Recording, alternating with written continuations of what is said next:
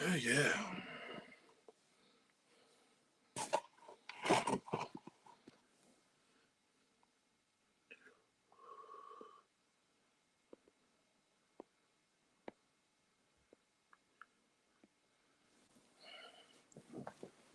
Hi.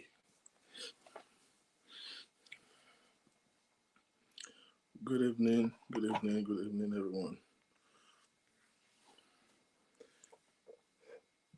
How you all doing today?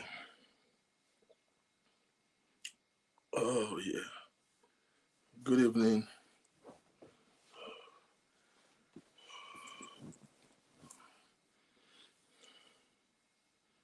Good evening. Good evening. Welcome. Thanks for joining. Good evening, everyone. It's another chat room, and I'm privileged to be your host. My name is Victor King, and I just want to welcome you to this chat room. Please endeavor to just click the share button and let us, invite our friends that would be looking forward to join us today.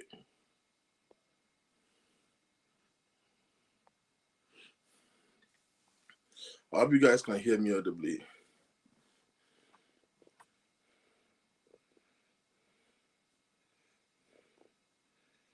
Um, do, do, do, do, do. Abike Olashewa, I've sent you another request. I'm still surprised. In fact, it was me and Abefe that did it again. She was the one who did it. We don't know what's wrong with. I know. Really, people are involved though.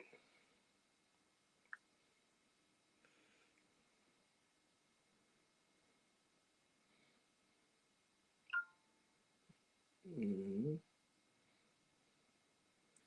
Good evening, everyone. Olu Best, Wumilek.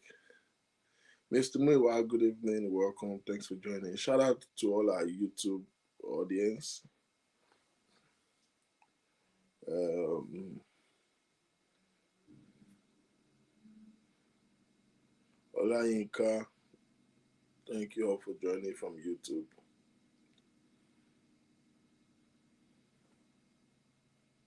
Good evening, everyone.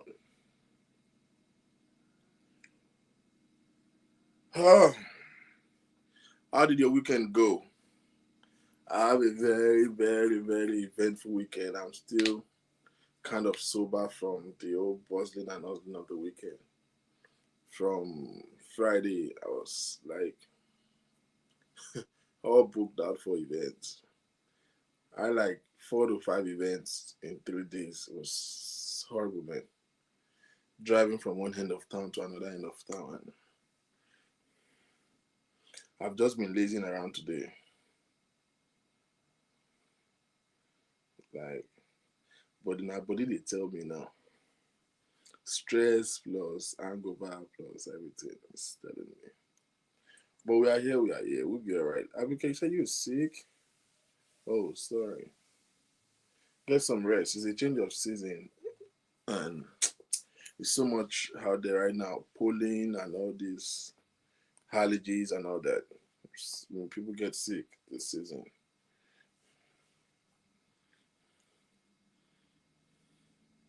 Right, good evening, everyone, and thanks for joining. I really appreciate if you can share and invite some people.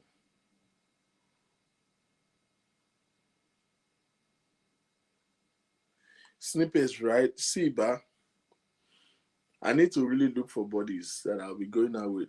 I always go out alone, and when I'm in the heat of the events, uh, I don't have anybody to make my videos. You understand? Because I always go out alone. I felt horrible on Friday because I actually it was a very nice ambience. It was a very corporate event. It was an award dinner, and there was nobody to make my videos. I need to get somebody I will be going to events with that I'll be making. I think I need a PA now. PA tí ò ní gba salary. Tí bá lè rí. It will make a lot of sense for me. Like, seriously, I felt some kind of horrible when I was like, oh, damn it, I can't make videos.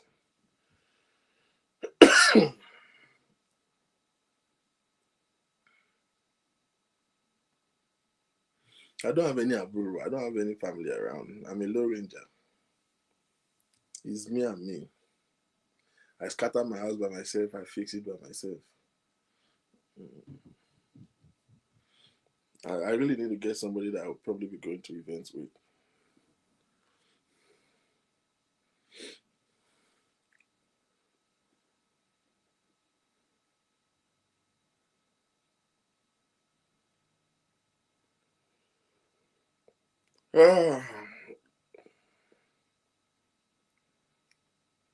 I know it's a portfolio. I need to get something done.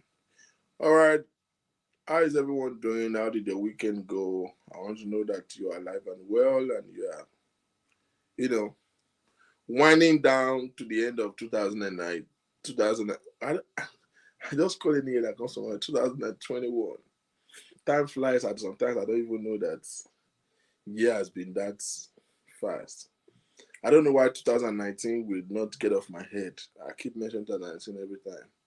It was a very remarkable year for me anyway. That year was, yeah, it was a hit, change of everything. Change every dynamics of my life. So maybe that's why I'm always sticking onto it. We're winding down 2021 and we heading towards an amazing year 2022.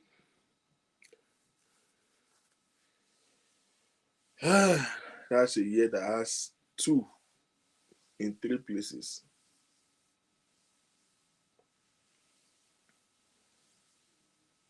That is 2 times 2 times 2.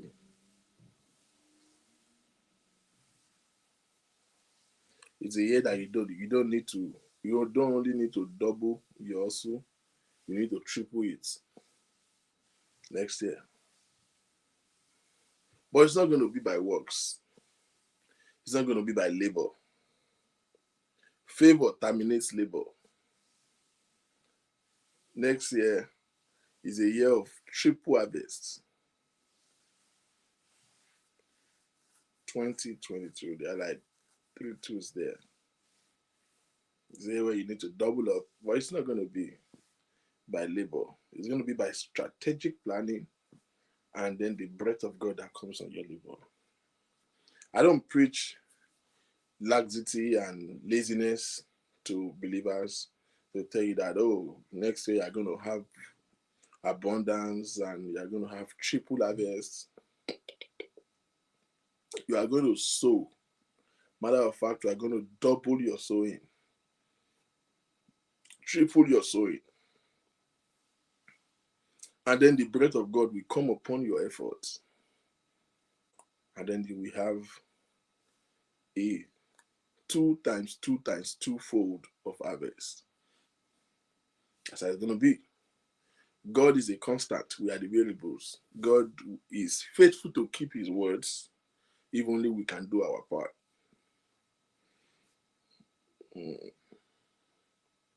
So for the past 3 to 4 weeks, we've been dealing on this series that I call Beatitude as we prepare for the new year. We are taking stock of our life for this year in order for us to prepare and be a better person next year so that our results would be on the increase, so that we would do better and be better and evidently achieve some significant growths and impact and importance in our life. By the way, early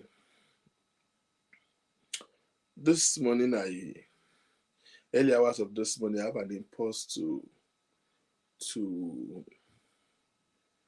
pray. And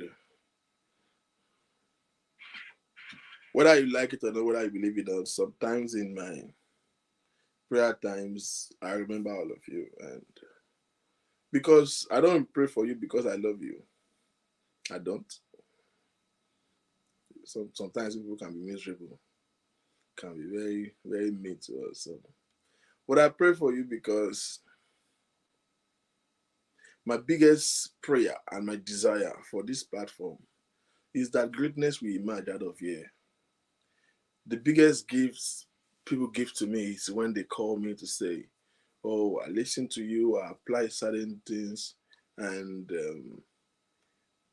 it has changed my life. It has changed my family." When I hear couples reach out and send their feedbacks, and they tell me how much the little they could just do here make a significant importance in their life. And sometimes it humbles me. This sometimes some things looks like a lie when some people reach out to me and they says, "Oh, I just learned some." People who are old enough to be my mother will be calling me to say, "Do you know I've never seen it from that direction before? I just learned some things and I applied and it has changed the atmosphere in my marriage. It has changed how I relate with people. It has changed my disposition." Let me give you an example. I was in an event on Friday night, and it was like like 2 3 hours in the building.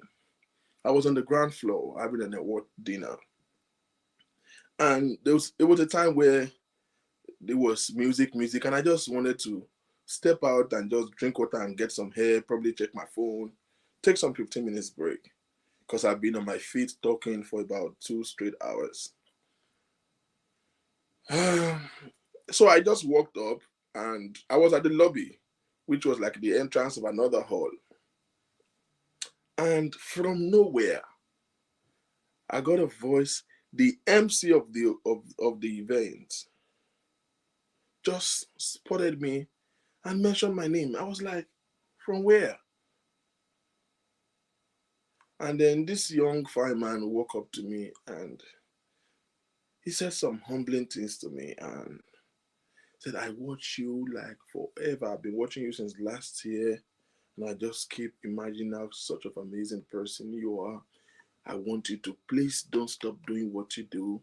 It makes so much impact on so many lives. We watch you and we sit down glued to it, and we've learned so many things, and it has affected so many lives. And when you did this, when you did that," and it was making references to some of the things that we've shared together here. And I was like, wow, wow. But you see, it's not just about, "Oh yeah, this man is intelligent." I appreciate all the compliments and all the accolades, but you see, that's not my joy. My joy is to see people move from a place of obscurity into a place of prominency from this platform. I want to see some of you have grown to become family. Some of you have even know you by name. I might not know you by face because I walk into so many places. Please pardon me, I might be a little bit itchy all the show. I need to see my eye doctor. It's really messed up. I can barely read anything now. But I've went to do my prescription glasses twice. And they don't have any glasses that fit. Talking about it with the problem. They don't have any frame that fits. So I have to order, frame from outside, which is a bad business for me because now my uh, vision insurance will not cover it. I have to pay for that out of pocket because I'm not buying from, the optician. So I have to order frame by myself from outside and bring it down there for them to fix my lenses. So it's a whole lot of drama, but my eyes is really getting messed up and it's itchy as hell. So don't worry about it. I'm fine. It's not anything. Somebody said my eyes is always looking like I'm high. I'm and someone Shekushe say I'm looking, which man will be ashamed over. Somebody cannot have high issue again in peace. Everything have to be scandalous. God will forgive so many of you. So I appreciate all the compliments and all the accolades, but that's not my joy. My joy is to see people move from obscurity to prominence, and my joy is to see great things happening right here. So many of you that I've already know by name, I want to be part of your growth process. I want to see people getting into purpose and greatness begin to emerge. Like there will be a time where we just want to, I will just sleep and wake up one day and I say I want to do a project of 10 million naira. And it will just happen in one show. While we are still talking, a lot will be entering, blast, blast, blast, because you'll be too successful. Little things here and there would, that's why I'm trying to build a network. We are working on our website right now, but it's not just a website. I don't just want to have another website. I want to have like a forum. It's like a forum where not just view, you can interact with each other. I want to build a network of professionals where people can share business ideas and opportunities and we can network. Great things. We just need to explore the internet for positive things, not just watching all this madness and things that has no similar importance. One of my vision for next year is that I'm going to be having like some Zoom classes so I can do some professional trainings and help people sit for some certifications if they are interested and walk them through how to start a career in IT, especially. You know, some things are not as difficult as you think. It's just you just lack the right resources and the right information. So I want to see people become great, be better, like be rich. You know what I'm saying? And that's my vision. So sometimes I pray for you. And early hours of this morning, I was just praying for all our friends and lovers and followers and viewers. And I was praying, for the platform.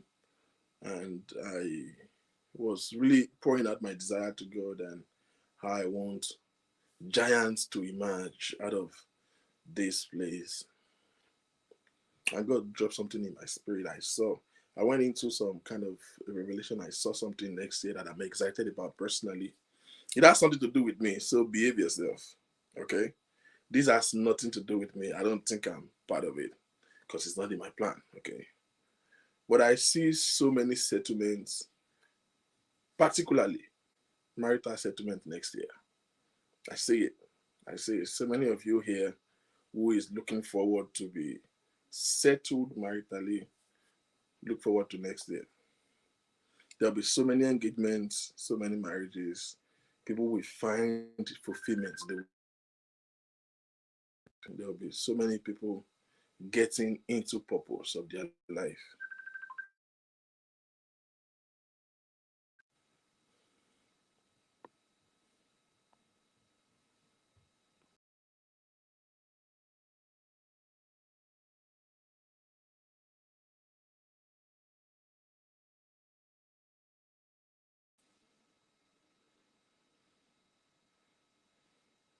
You see how people will be doing like demon. There's somebody that is calling me on video call while we're alive.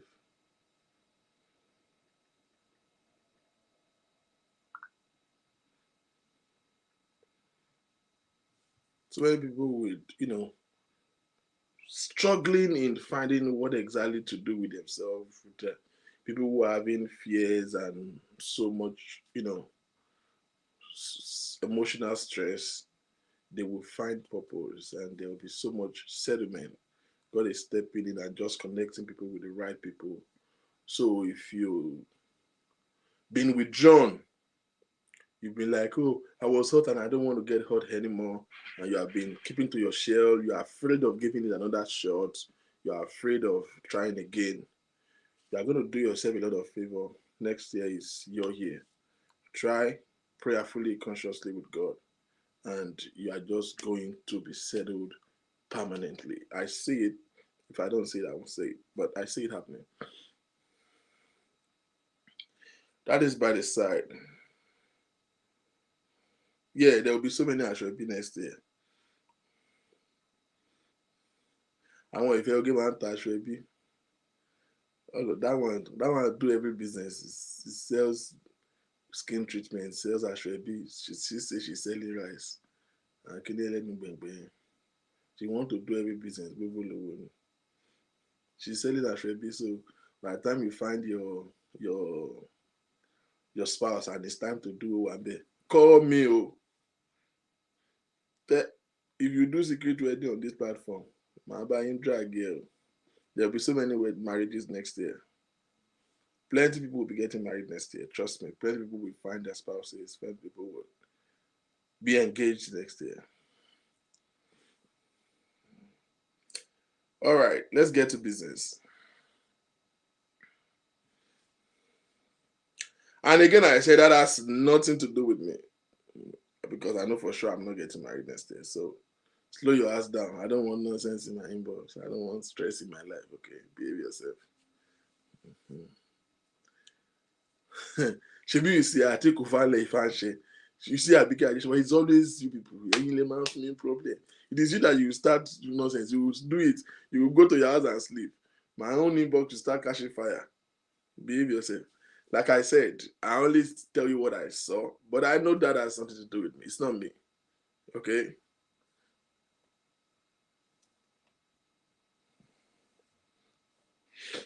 Like I'm important show. Right. For some weeks now, we've been looking about, the topic and be playing with me, and then you will go to us. Name me, I'm not. They will start harassing me inside the inbox, and you will not be there. They curse me out for no reason. Some people will fight me for doing nothing. The ones that is even trying to flirt, actually, boy, will know how to manage their emotions. The ones that will disturb me with call at midnight. Nigerian people and London people, God will forgive you. Once you people wake up, you just don't ever remember that our time zone are different. Once it's 1 a.m. in the morning, I can barely sleep. Nigerian people will be buzzing my phone, blah, blah, blah, blah. London people, blah, blah, blah, blah. Hey man, we are 6 and 5 hours apart. Wait till like 12 o'clock your time, 1 p.m. your time, before you start stressing somebody's phone now. Ṣé ìwà bá ń fi auto response ìpínlẹ̀ pé kí ló dé jẹ́ kí n sùn.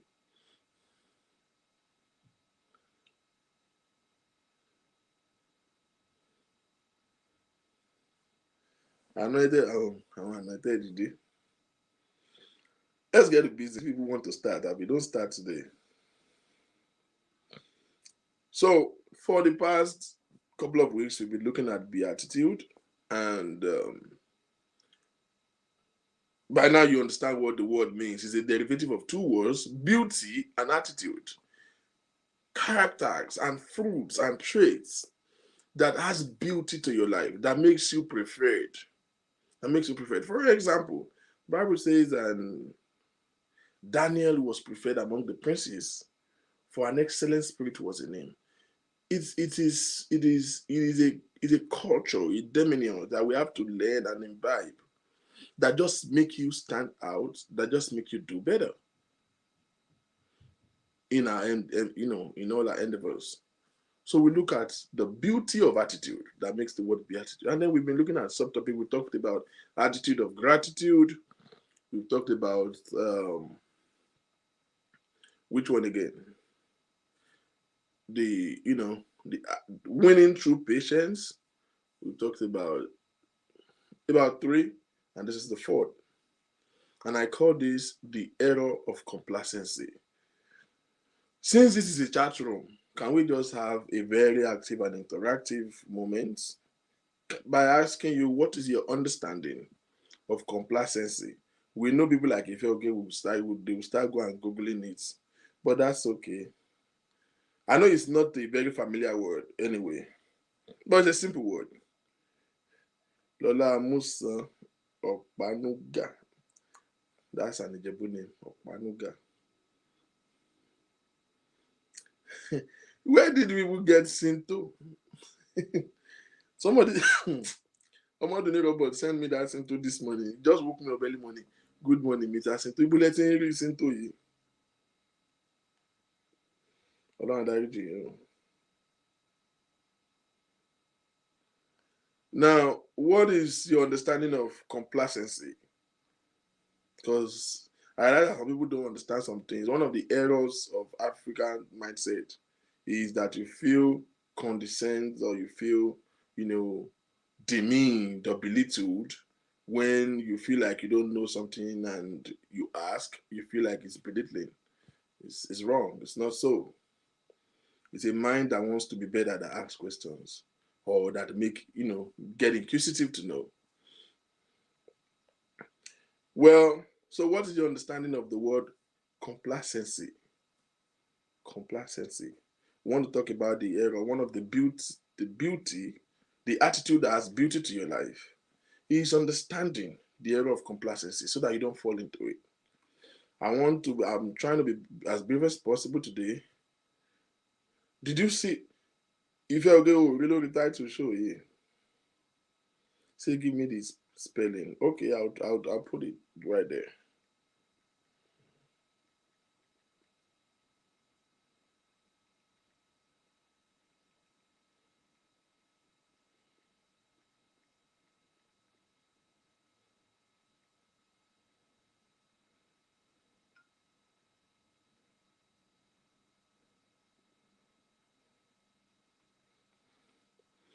Or you use the word complacent. The noun. No, it's not a noun. The adjective is complacency. The verb is complacent. No, is that adjective? Yeah, the adjective is complacency. So what is the understand? Okay, somebody right there. I became give me more with that. When you have the ability to do something but you lack self-motivation to do it excellently, you have the ability to do. Listen, you have the ability to do, but you lack the self-motivation to do it right. The ability to do is there, but the motivation to do it excellently is missing. Yes, any other person? Complacency. What is your understanding of that word?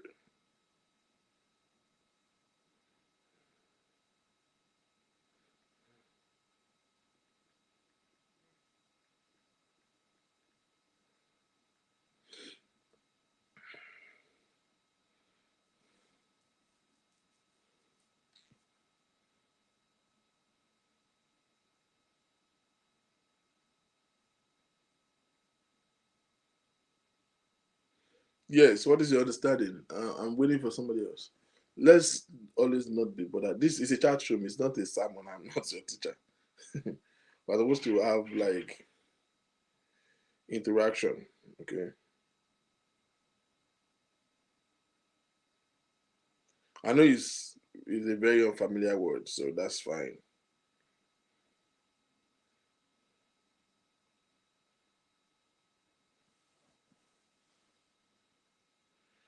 I like a definition that I saw from Cambridge Dictionary, and I'm trying to see if I can copy that to you.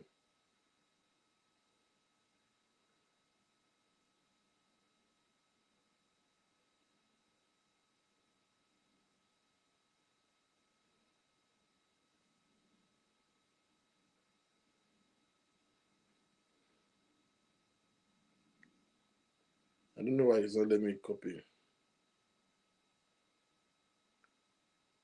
Self-satisfaction. Okay. Somebody says self-satisfaction.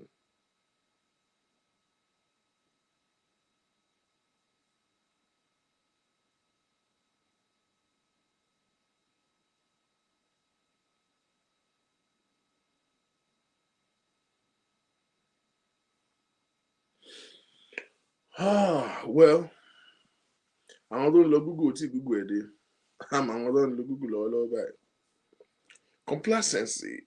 I went to look at definitions, and one of the most effective definition I found says that complacency is a feeling of calm satisfaction with your own ability, uncritical satisfaction with oneself. Yes, I like that. Uncritical satisfaction with oneself. I like that. Now, this definition that I really find very interesting says it is a feeling of calm satisfaction with one's ability or situation that prevents you from trying harder. A feeling of calm satisfaction. Now, I'm going to put that up.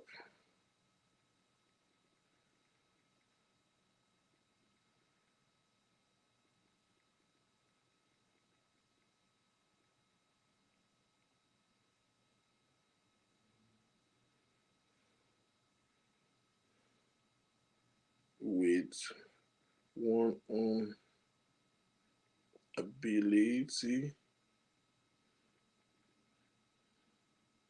that makes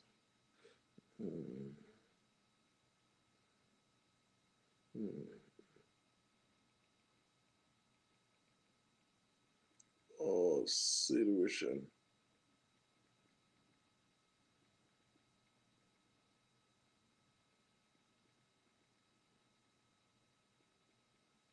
from trying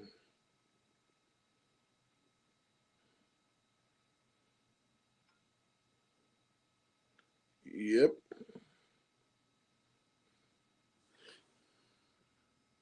And look at this.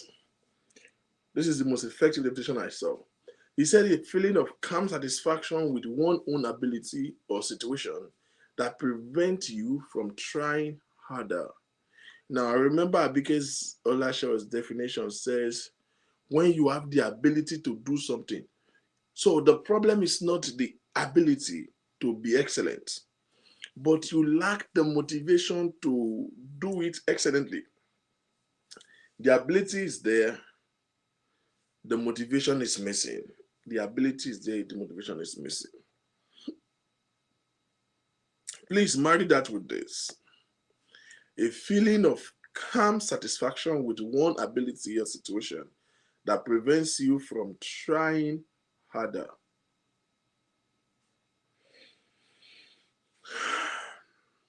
I'm going to open up the thoughts of this subject by giving you a little synopsis into it. Let me give you a layman common general definitions or explanation to this so that this English might not confuse you. When you feel arrived too early, it is called complacency. When you feel successful at the barest minimum that your ability can achieve, it's called complacency. How best can I explain it? When people feel arrived too early,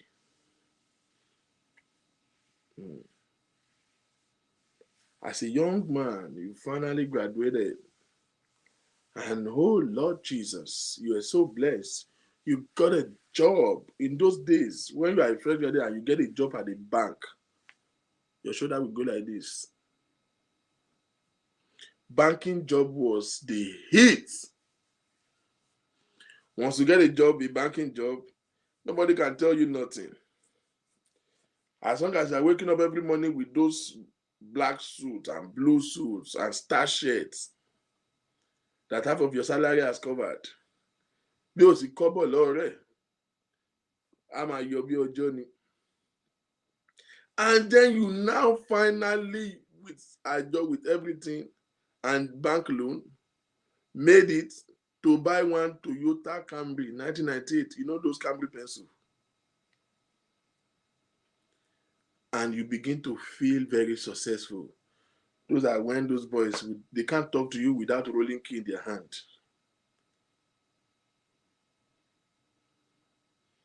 To you, that's the best thing that can happen to you.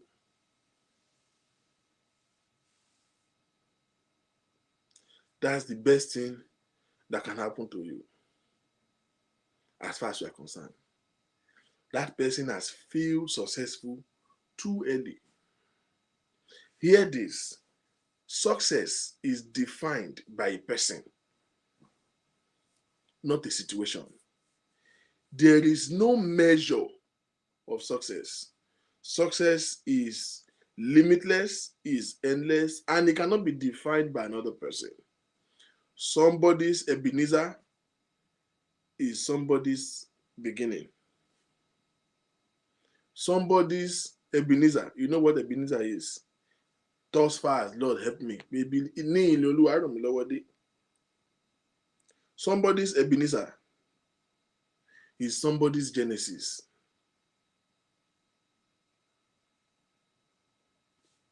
Somebody's Malachi is somebody's Matthew.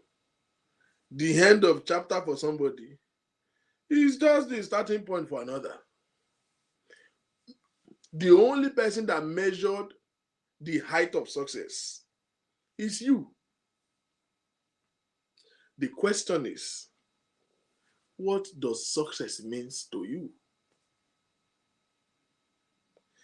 Does success means having one Tokumbo car and you have built one house, one bungalow that you have not even painted, and they have made you secretary of a landlord association, and you can afford 2 bottles of Gouda every day, so your belly has gone pot, you have developed pot belly, and you begin to feel successful. Now you are in your 30s, but you already look 52 because you begin to walk like old man. Pẹ̀lẹ́ sà, báwo ni? I see so many young people that has grown old for no reason, because in their mind they have gotten there. The place called there is not a landmark, it is a mental state. The place called there is a landmark, is a mental state that only you define when you get there. Be careful what you call success, because so many times, this is the reality of life. The day you feel successful, that is the day you stop striving for a greater height. I will tell you a story.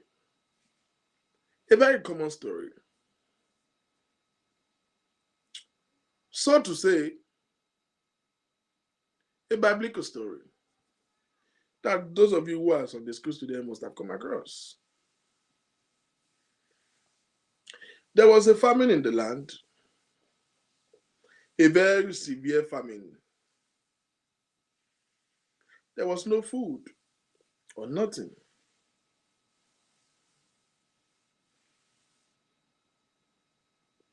And there was a widow who, of course, is a widow. That means she doesn't have a husband. She have a child and she have nothing. But there was also a prophet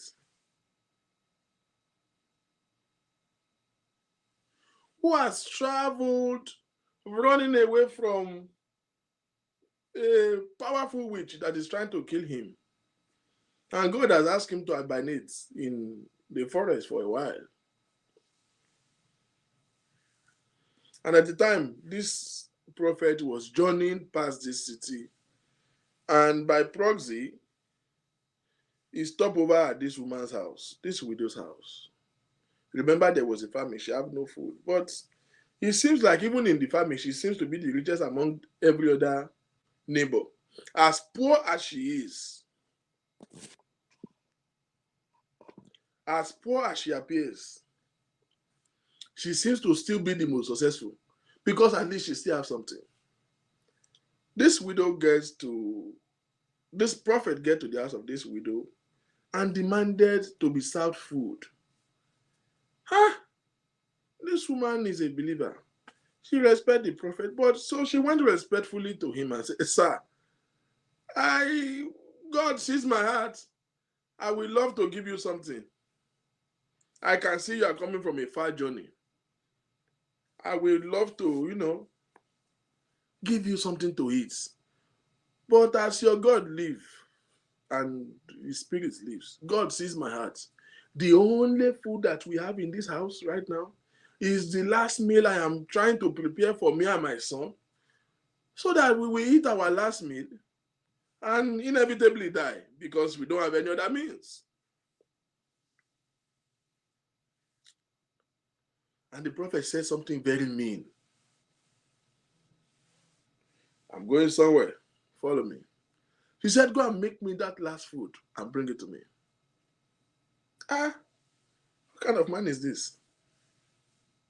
No further explanation. No promise. No details. Do you even care what happened to us? But the woman, for whatever reason, she obliged and went to bring this meal and serve this prophet.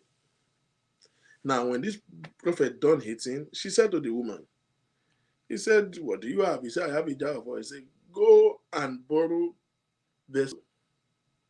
Vessel now is container, Let's use jerry can to explain what that will look like in our own days. Keg, 25 liters keg. Go and borrow jerry can from your neighbor. What they use to store food in their house. Go and borrow. Now, you will know that this woman, as poor as she was still the most successful among her neighbors.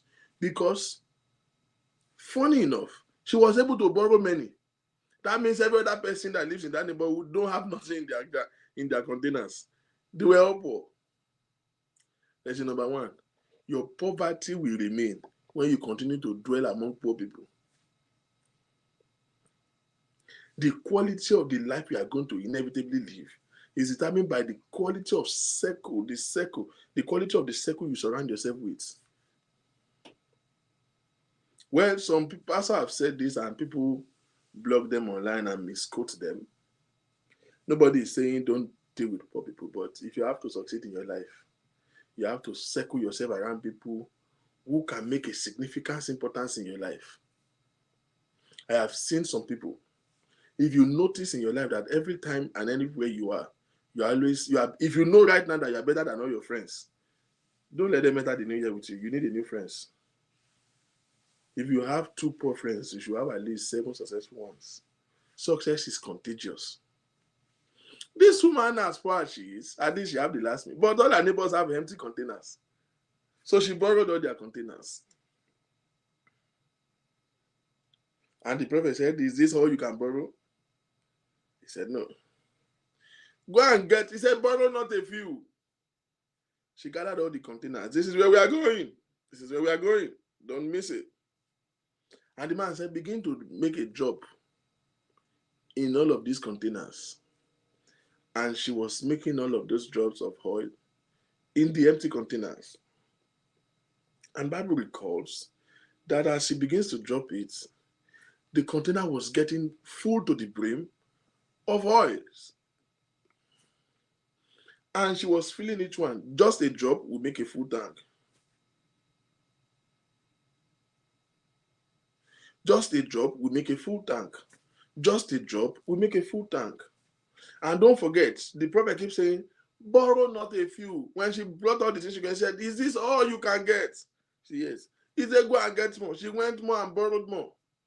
And as she was filling these containers, they were having a full jar of containers.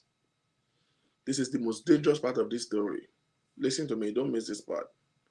And the Bible says that when they drop the last one in the last container, when that one get filled, the Bible says, and when the jar were filled, the oil ceased. And when all the jar was filled, the oil ceased. We don't know the source of this. It was miraculous of God. But when there was no more container to fill up, the oil ceased. So let's do a little mathematics or a little probability. If this woman probably she brought that day 100 jerry cans, empty jerry cans, and everything was filled to the brim, because the Bible says she sold it. She didn't bring a few. She sold it and she was able to make money that was able to sustain her all through the famine. She lacked nothing again, ever after. Now listen to me. So let's do probability that she probably had 100 containers that day, and everything was filled to the brim. So if she had 100,000 containers that day, it will be filled to the brim. Now, if she had probably had 10, it will be filled to the brim. And when the last one was filled, the oil ceased. So if she was able to have gotten an empty containers of about 1 million empty containers, it will have continued to be filled to the 1 million empty containers. If all she was able to produce was 10, that's all she got. When the jars were filled, the oil ceased. You are the determinant to your own limits. The question, ladies and gentlemen, is this: how empty are you to be filled up by God's miraculous? How have you availed yourself? How many empty containers have you made available? Because if you have 5, that's your height of success. Because see, if he has filled 10 containers, they can't say she has failed. That's all she was able to get. 10, that's success. If she brought 100 and the 10 was filled, that's success. If she brought 1,000 and the whole 1,000 was filled, that's success. If she brought 100 million empty containers, everything will be filled. As long as the jar were filled, the oil ceased.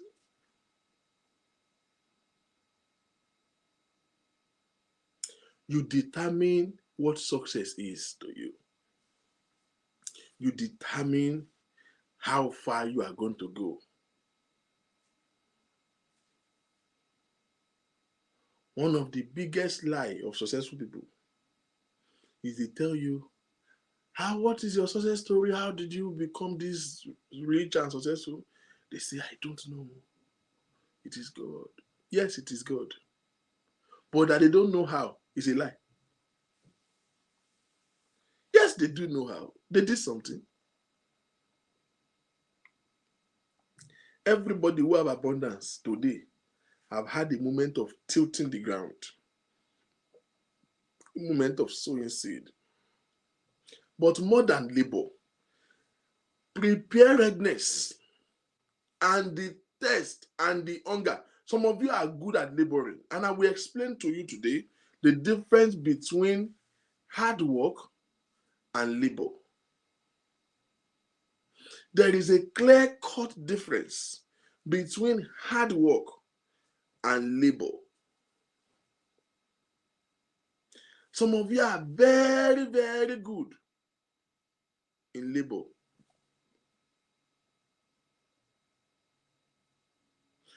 You don't have a problem working hard.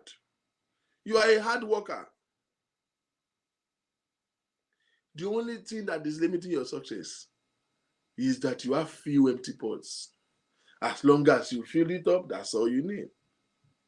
The only reason why you stay on the average is your mindset, your mental state. I have met people in life that cannot contain possibility in their head. In fact, there are some things you say to them that they just look at you. They don't bother. Listen, if you have a dream that you can believe, then your dream is not of God. I'm still laying a foundation because we're going to relate it to real life and how it applies to our practical life. If your vision is believable, then your vision is not of God. Joseph, that little boy of 12 brothers, is number 11. One day slept and woke up and said, I saw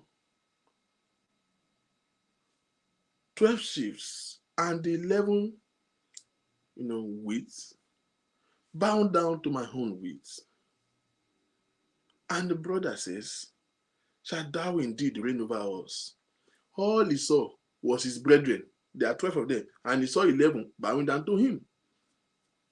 And the Bible says they hated him for his dreams.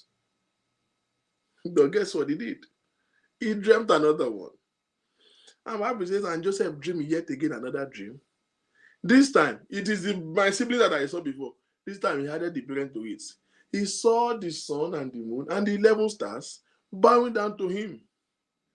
So even the father that was encouraging him, that was making him coat of many colors, he was bothered. He said, shall I and thy mother and thy brethren indeed bow down to you? And Bible says, and his brethren hated him the more. If your dream is, if you can share your dream with people and they don't feel like you are doing too much, your dream is not of God. If you can figure out how you are going to work out your dream, it's not of God. If your dream is, you can believe it, you already know how you do it. You need another dream. People should hate your gods. They will find you unrealistic, unbelievable. But you see, that's not where we're going. How far you will go in life, or the miles that you are going to cover, determines on how prepared and how mentally, what do you define as success? I see in the world of today that people become complacent at very little things. So many of us, what is poverty, the mindset we are coming somewhere. Complacency. Okay, so you are the first person to have BSc in your family. Glory be to God in the highest. You are doing well. You are a hard worker. You are the first BSc holder in your family. I congratulate you. I salute your courage. And that makes you very learned. You are really feeling very educated because everybody around you are the one that used to help them read letter. Now you have gotten a teaching job in one private school and you begin to feel successful because now they don't do family meeting without you. Now, let's say you even have a better job, you are doing a good job, and you are living an average successful life. You can afford what you need. Not what you want, just what you need, you can afford. And that's fine. Glory be to God. So to you, since you are the first BSc holder, there is no reason. What do you need a master's for? BSc Timothy ní gbogbo ṣe tó ní rẹ̀ lé wa.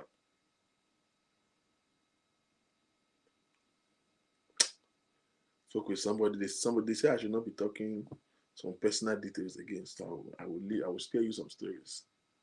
Somebody said, èmi ò kàwé ju HND tí mo ṣe kàwé lọ mọ́. Somebody left Nigeria to United States of America, where you can go to school as much as you like. It doesn't matter. It's your gbese. If you like, you can use the next 10, 20 years to pay the tuition fee. But at least you will go to school and have good degrees. Yeah. And somebody left Nigeria, came here as an agent that said, that's all I want to do. I don't want to go to school again in my life. And I'm like, wow. Wow. This is a lady in early mid-30s. Wow. That's very disturbing for me personally. And there are so many of you listening to me right now that have just come to that conclusion in your head. Orí tèmi ò gbéwèé tó rò jàjà tí ní OND kan. Ọlọ́run dẹ̀ ṣe mistake jẹ́ kó ríṣẹ́ ní bank as a cashier teller. Gbọ́ mi, ìgbà ò lọ bí òréré. Some of you are praying to God for the wrong things. You are praying to God for husband. Husband, I want a God-fearing man that has a good job, a stable job. Which man has a stable job and is God-fearing that want to marry a liability? Show me that man. If I will not take him to Shiloh to go and do deliverance for him. Every value-added man wants an amiable value-added woman that can complement his success. You will travel light and travel faster when you travel with somebody that is on the same pedestal of life with you.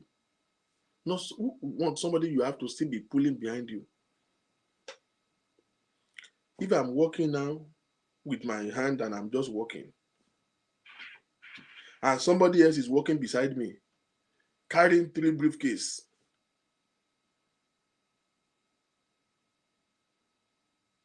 Carrying 3 briefcases. I mean, I'm just walking barehanded.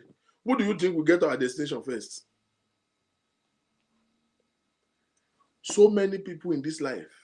The reason why success becomes an impossible reality is that at the early stage of your life, you have carried load that are unnecessary upon yourself. So now, all one thing where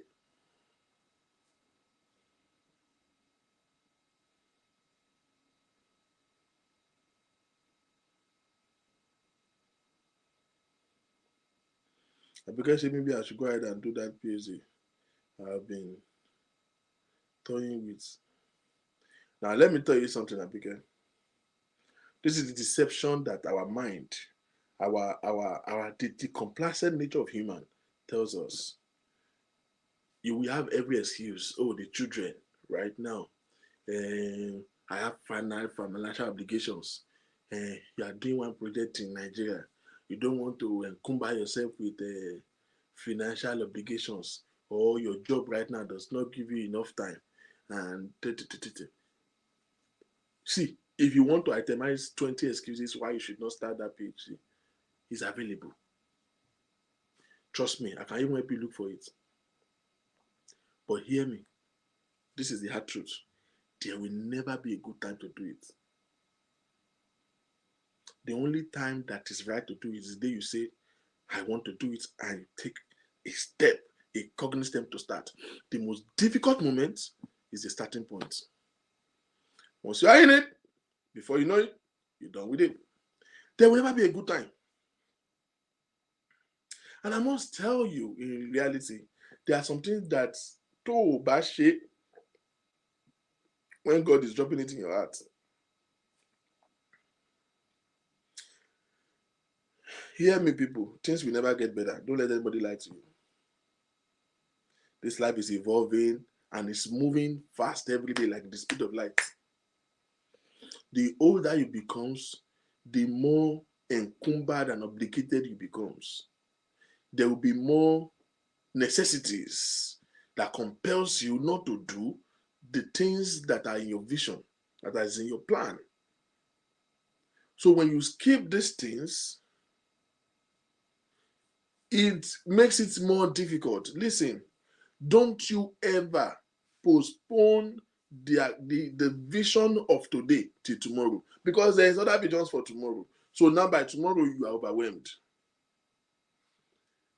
In music terminology, what we call poco a poco, precept by precepts.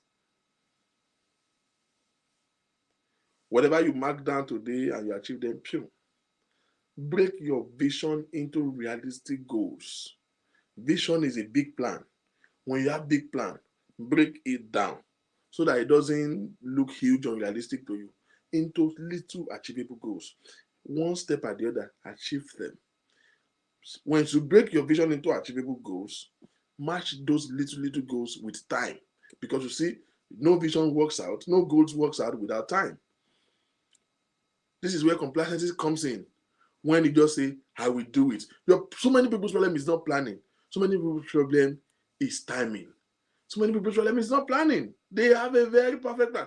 Abigail clearly seems like she has a perfect plan. She has the ideation. She knows what she wants to do. It's just timing, fear. That's what she said. When do you think your fear will leave?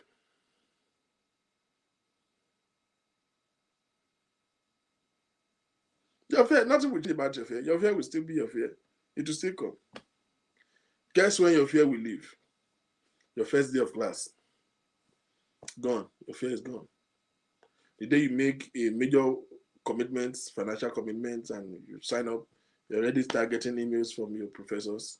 Your fear is gone. You are in it. Will it be easy? Hell no. Even your secondary school was not easy. Nothing ever be easy when you are in it. Before you know it, you're done. You're done. Let me tell you another part of it. Do you know that there are more heinous things that you probably engage in now that are not profiting? There are some things that you are probably engaging now that would clearly be more heinous than the PhD. But you do them, but you have fears doing the PhD.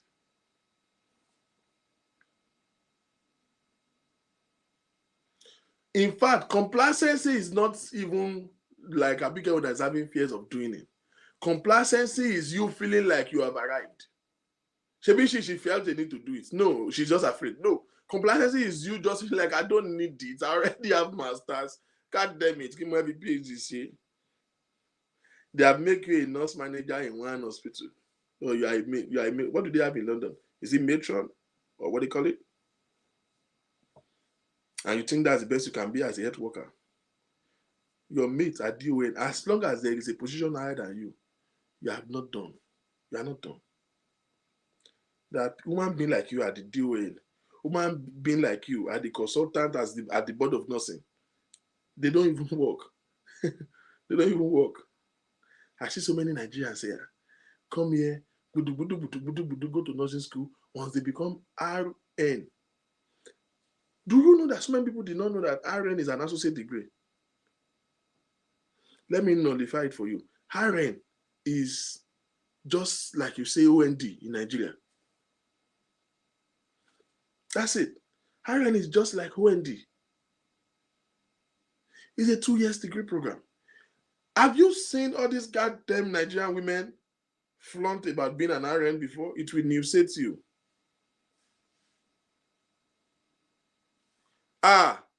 Èmi gbogbo ṣe ń bá mi sọ̀rọ̀. Èmi RN. I laugh when I see them talk. RN is an associate degree program that is done in community college. It doesn't mean you water down somebody's success, but there is more to life than that. They will see whether you are around in the hospital, whether I like it or not. Once they become an RN, you can't tell them nothing. I don't know how those things works in the UK, so I'm just using American system to explain it. What have you achieved in your life that you are so proud of? Let's take a practical example. Maybe we can have people who can share with us. What do you think is your biggest achievement? If once they are RN, you can't tell them nothing. I'm like, RN is just OND. You are just a freaking OND holder. Yes, you will get a job. There's so many RN jobs everywhere. You will never look for a job in places like Maryland. But is that what you should call success? Is that all that success means to you? Don't forget where we started.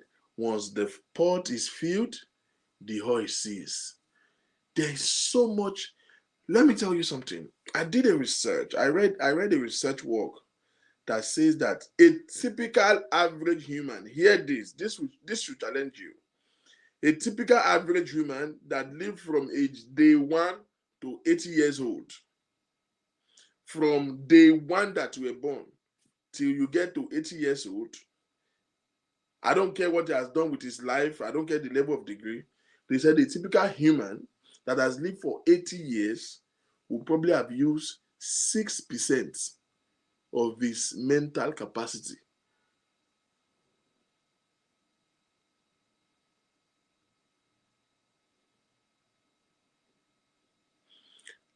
If you have lived for 80 years, you have just used let's use our brain to use like a full memory. If you have used your brain for 80 years, you must have just used 6 gig out of 1 terabyte.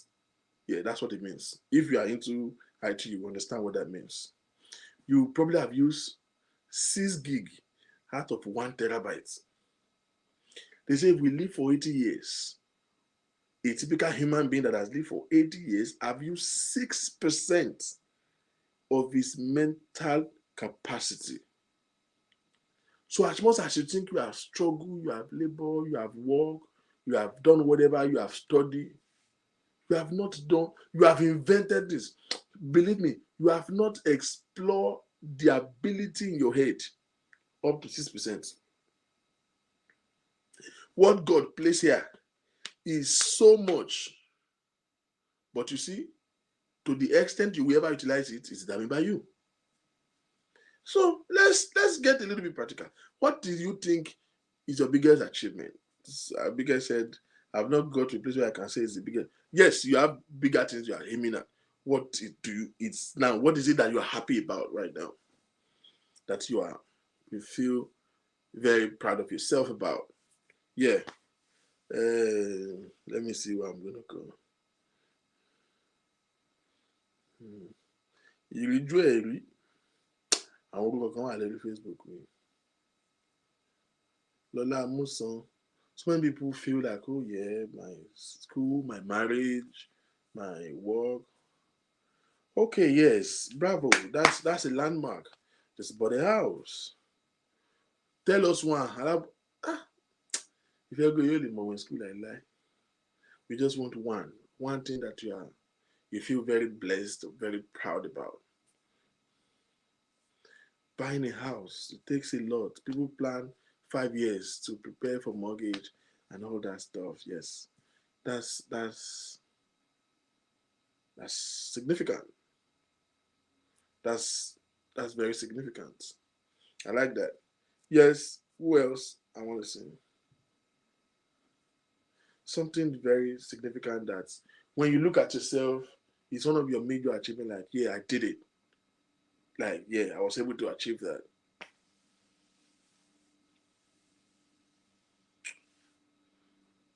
I'm taking us through a test from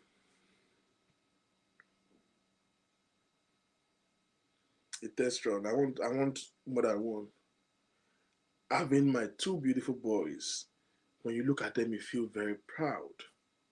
Putting smile on people's faces. How many people smile? How do you put smile on people's faces? Yoruba people have started. They want to start with their diplomacy. I'm saying something freely, something visible. Yeah, yeah. I like this. Now let me take a test run. Abigail said she just bought a house recently. Let me ask you, Abigail, in all fairness, since you bought your house, or while you're in the process of buying the house, have you possibly seen some people's house that you wish you have that kind of house? Like, have you seen some people's house since you buy your house and you're like, damn, man, that be a mad man. Is there a possibility that you have, since you bought your house and you love it, you've done well, you love your house? I guess you go pretty early now, you rush out of work every time. But do you have you seen some people's home and you like, God damn it, this is amazing since you have yours? Yeah, I'm having my two boys. Even when people felt my age was, hmm, I want to admit, I already know what that would be. When my age was far gone, right? Mm, mm. Now, where is Abikam? I was waiting for. This is the reality of life. Yeah, everything you achieve in life, by the time you look back and look at them, yeah, and you're feeling proud about them.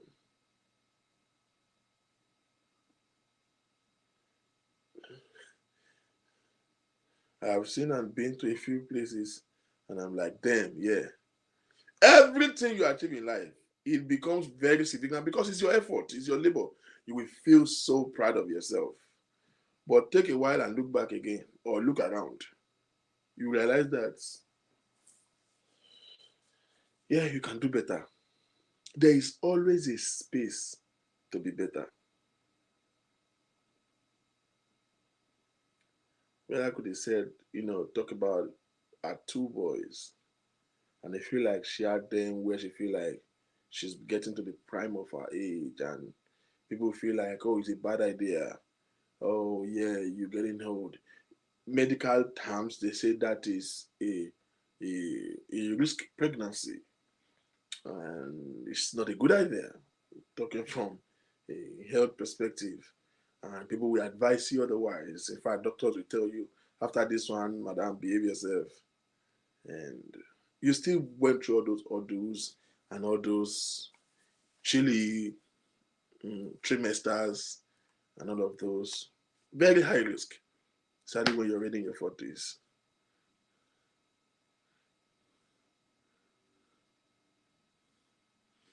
Exactly. This is where I'm going. I'm coming there.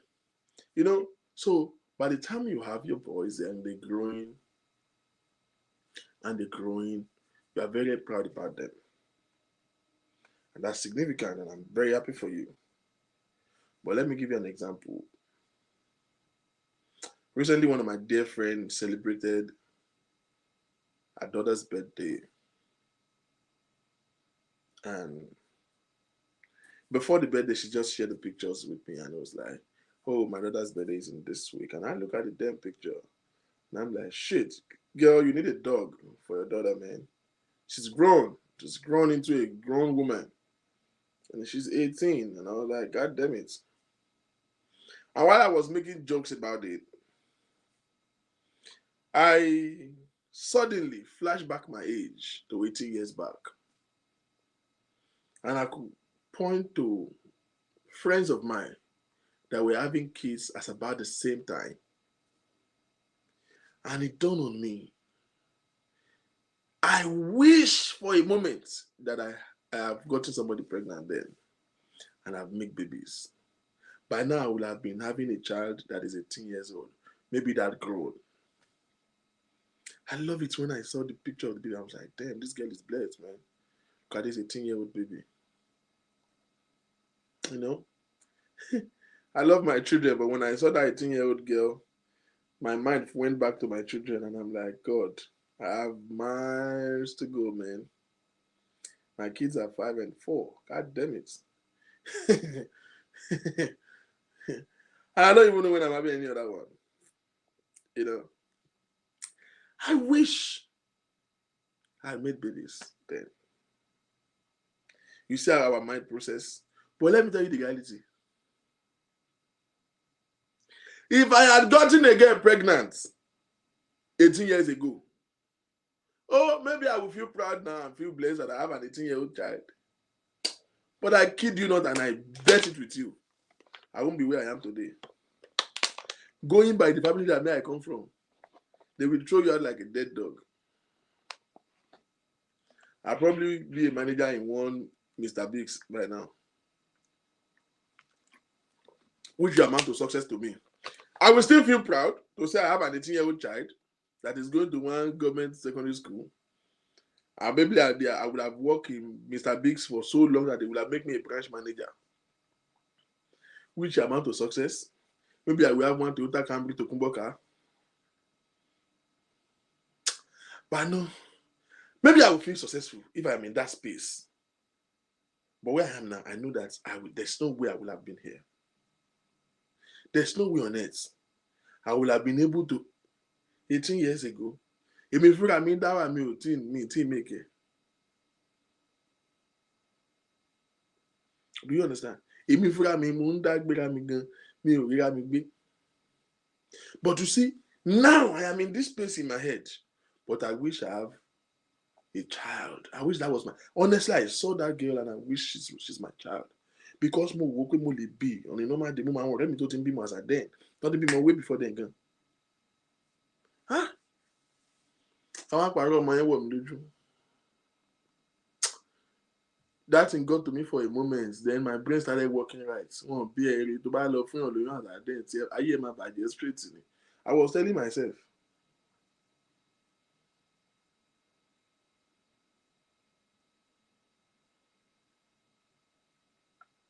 How our mind functions is what I'm trying to show you. What you think is an achievement today, if you sit down on it, glory be to God for your success. If you sit down on it, it will become a liability to tomorrow. I like what Abike said here. In fact, the house I wanted was way more expensive than the one I bought. So I already wanted another one before I moved in. I changed my car earlier this year, and I think 2 weeks after I changed it, I was telling my friend the one I'm using next. And this last week, I was talking to a friend and I said, I'm changing my car next. And he was like, Later, you want your car every time, then? And I'm like, well, when I bought that, that was not what I wanted. But I needed to change my car at then. Because I drove my old car for like 5 years. So, but now I have two cars that are, none of them is up to 6 years old in year model. You know, why do I have that? So I said, and I already paid off the first one. If I put two together, the two cars together, there's nothing I need two cars for. I can actually get the one that I want. So if I speed up the payment with this by the end of next year, I can get what I really want.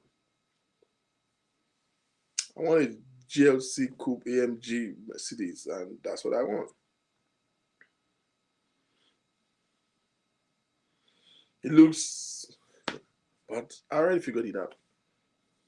As at the second week that I bought it, what you are celebrating today might be what you will not be proud about tomorrow. If you are complacent today, you will be slacked behind tomorrow. So many problems that we suffer is that we feel successful too early. This is an African syndrome. That is why people struggle and start a business, and once they die, the business dies. Because there's a point they get to in the business and they feel like this is the height of it. And they just sit down and they just eat and drink beer every evening. And the money is just coming in and that's all they want. They never think of growth. Not only growth, they never think of sustainability. So once they, who are the brain behind the business, dies, the business is gone. Go and read about businesses in America. I'm sure that is the same way in the United Kingdom. KFC, the man that established that restaurant, that dude has failed multiple times. He has been fired at a job 9 times. 9 times.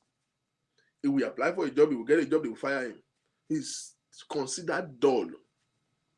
He took his last pay at the last job, get to borrow some more money to eat, bought chickens that the old money could afford, bought flour, and she fried some chicken and was taking it door to door on the streets. Door to door on the streets.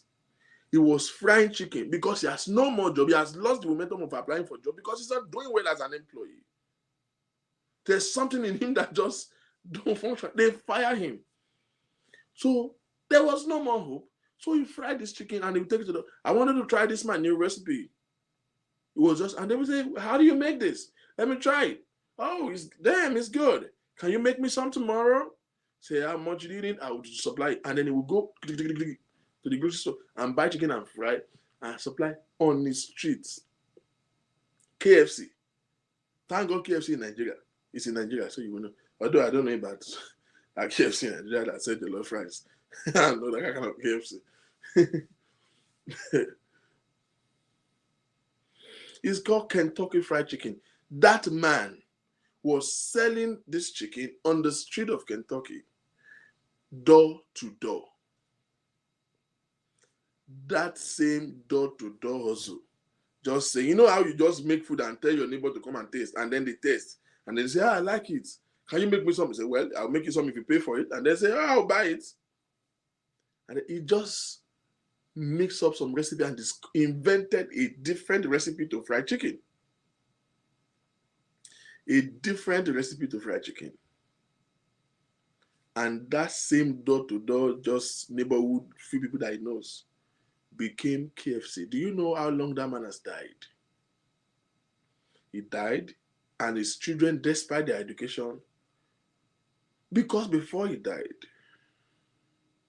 he has left a significant importance and a landmark for his children, and they continue that business. KFC is 100 and something years old restaurant today, and is one of the largest fast food in the world. It's everywhere, all over the world, both in Asia, in Africa, in Europe, Australia, Americas, and even in the Dominicans. The person who started it started by frying door to door. Somebody who was frying chicken in his house because he has no job. Eh? Do you think if that same chicken business grows to when he now have a shop, do you think he would think of branching? No, that would be an unbelievable success to him. Unbelievable success to him. All if he's a Nigerian, you know what he will do? He will just, the day you can have a store, not the one that he built for himself, the one that he rents, and he can talk on the shop Mejipo, not the chicken. Odito. 2 years after then, they will make him yeye tayeshe of his village. Ajoye. Tó bá joyè bí tán Yorùbá, ajoyè lọ́yọ̀ọ́, a tún lọ joyè ní Sókótó. Bó kàn tiẹ̀ lè ja ṣọ́ọ̀bù méjì pọ̀ tó fi ń dín chicken yẹn. You can't tell him nothing again. We feel successful too early enough. Meanwhile, our possibility is endless. It's just that when the pot is filled, the oil will cease.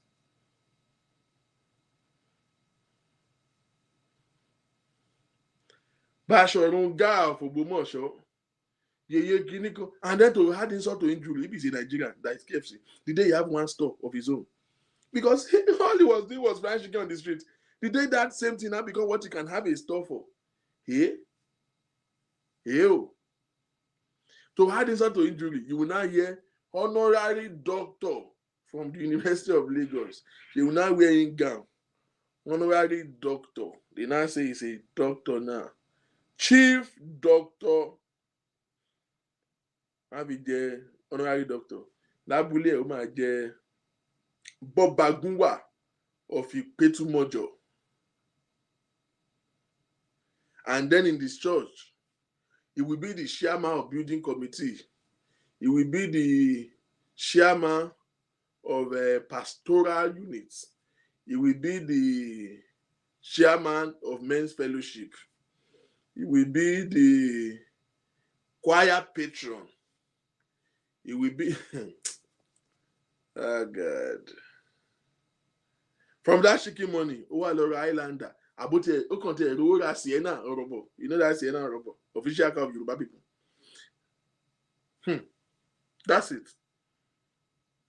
He will just keep frying that chicken. He has built one house in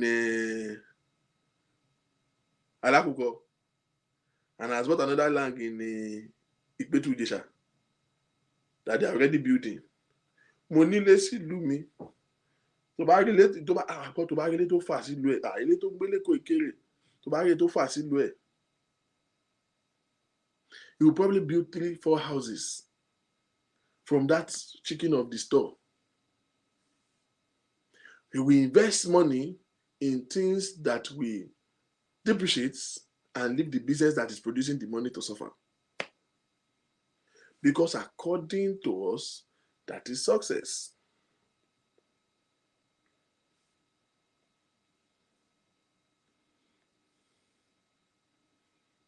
What have you achieved today that you think that is the height of it?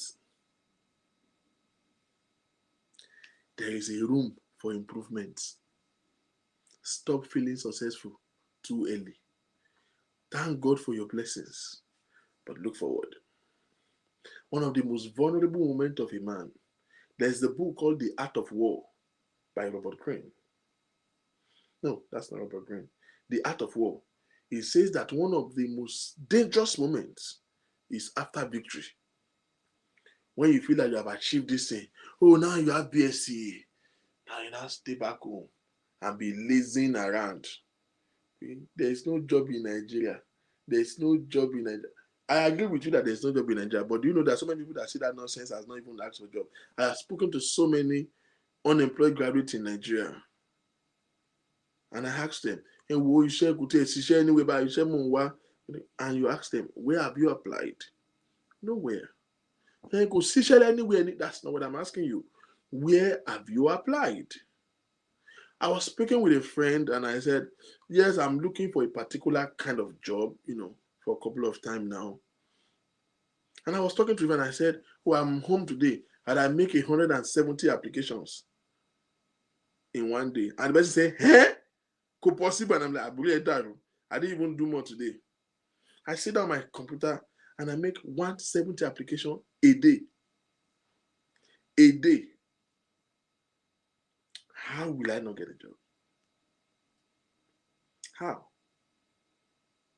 I said, Nigeria is bad. There's no job in Nigeria. Call them and say, where have you applied? If they can count 5 for you, that person is really diligent. Most times, 9 out of 10 times, they have not applied anywhere. They will say, hey, connection of it. Okay. If you say, NNPC is recruiting, you say, NNPC, okay. Connection of English and being madness. He did not apply there at all. He has never applied there. None of his family has applied there. But he just assumed in his mind that you can't get a job there if you are not connected. Is it a fact? Yes. But you cannot sit on such negative assumptions. Are there people who have gotten job there on merit? Hell yeah. Why can't you be an exception? But because in your mind you are missing BSc hello, so you are taking your time. On the told you back by let's get into our emotional life. So many homes are destroyed today because either the wife or the husband has become complacent. Madam, when you are looking for husband, or when you newly met that your husband, when you guys were courting, when he say, I'm coming to visit you on Friday, you will clean the house and mop the floor. You will bleach the floor, wipe the table and wipe the kitchen and spray everywhere. Your bedroom will be sprayed. And then after all of the cleaning, you will cook 4 different kind of food. As if you want to poison him. You will cook rice, you will cook jollof, you will cook a foriro, you will cook nila o. Àwọn ìjà mo tẹ̀ ṣe ẹ̀gúsí kan náà. Bóyá ṣé kí n bẹ́ẹ̀ mix ẹ̀gúsí àti lápapọ̀. Àwọn bí ké máa fún lóúnjẹ bí ké gbogbo fẹ́ fún ní májèlé jẹ. And then after all the cooking, before you arrive, you will go and fix your nails, you will fix your hair. In fact, you will take a time 2 days before then you will have done facials. Wàá máa ṣe ráì ni, wàá máa blink, blink, blink. Auntie, ẹ máa ti wọlé ọkọ tán. Ẹ ṣì ń ṣe normal. Now you have 1, 2 kids now. Ó wá ń ṣe ṣùkú alágbàgbà. Mo láyè láti sọ fún ẹ pé wọ́n máa fọ́ dádì ẹ̀. Wọ́n máa fọ́ ọkọ ẹ lẹ́nu gbòòrò. Because you see, his chemistry is used to an elegant looking woman. And now you are looking like an abandoned project. Legitimately, your husband will cheat on you.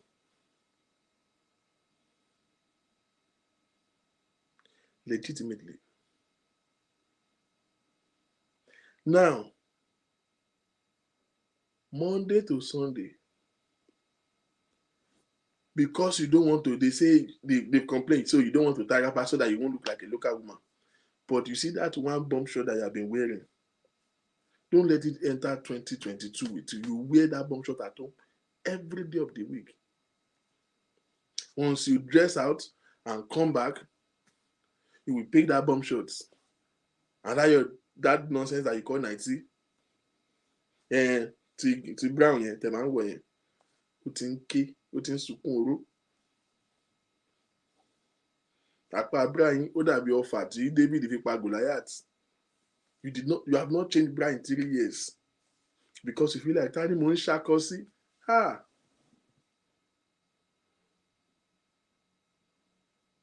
Ta ni mò ń ṣakọ sí.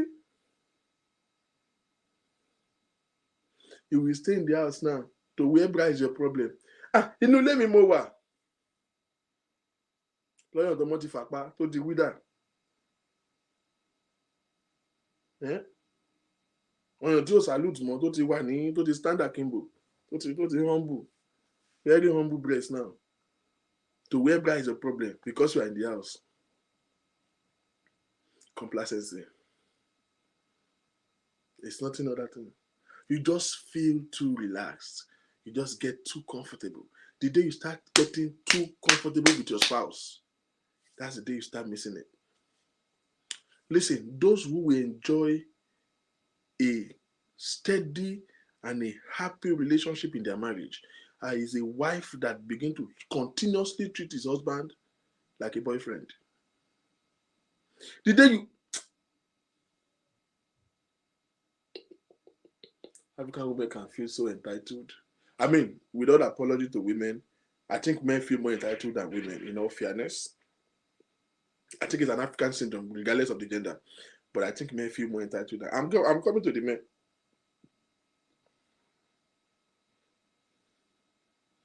No, they will get it. Men are going to need me. I'm just starting from the women.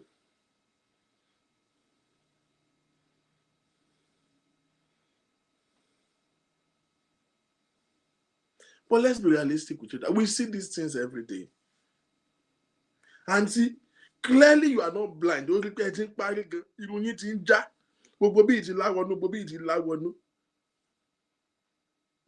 Ẹ̀ẹ́dẹ̀ ṣe wá lẹ jẹ́ẹ̀lì ọ̀ràn jẹ́ẹ̀lì òfò. Ta ló ń lẹ jẹ́ẹ̀lì 2021? If they say do your hair, you say ṣe mọ̀ tí má dẹ̀ jáde má dẹ̀ wọ wig. Má dẹ̀ fi wig ṣe tí má ti wọ wig ní tẹ̀lé ọkàn ní eré lórí tó ti pa ẹ̀. So you make effort to look good when going out. But when you're in the house, you are looking like Ajek Weber. You just look anyhow, unkempt, undressed. To shower at night before bedtime is your problem. You see how many things down.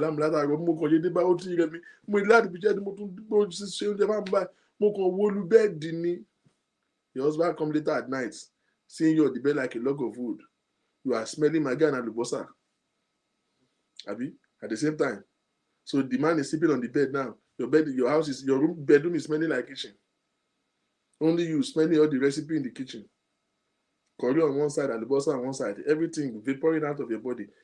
Onions and alubosa and Maggi smell now mixed with your body odor, producing stupid odor like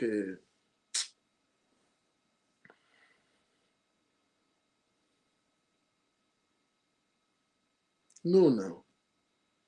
You are getting too relaxed. You say I'm not smiling. It might sound funny to so many of you, but it's not funny.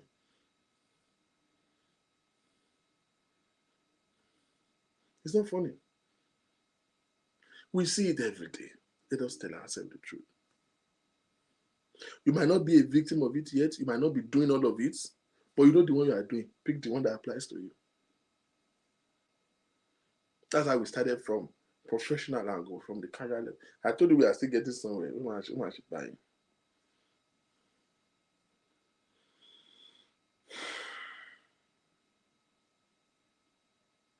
You, auntie, when you are single, you will go to market, you come back, you shower.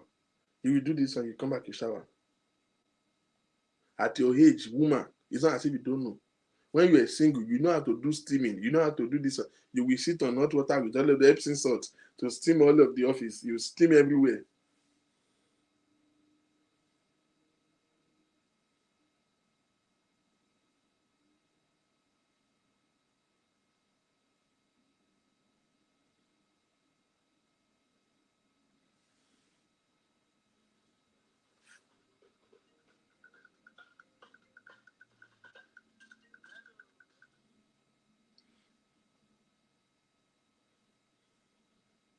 You know how to do steaming when you were young. You take care of your head office. Now you are married, madam, because you have 2 children now, because you think you have your husband to yourself. To shave is a problem. They can train rabbit under your between your legs. You are carrying vagina now, is with all the bushes.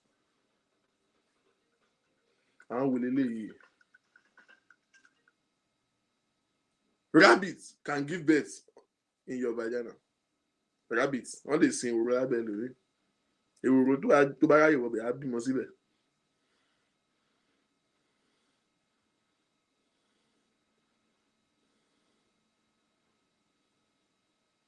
The same you.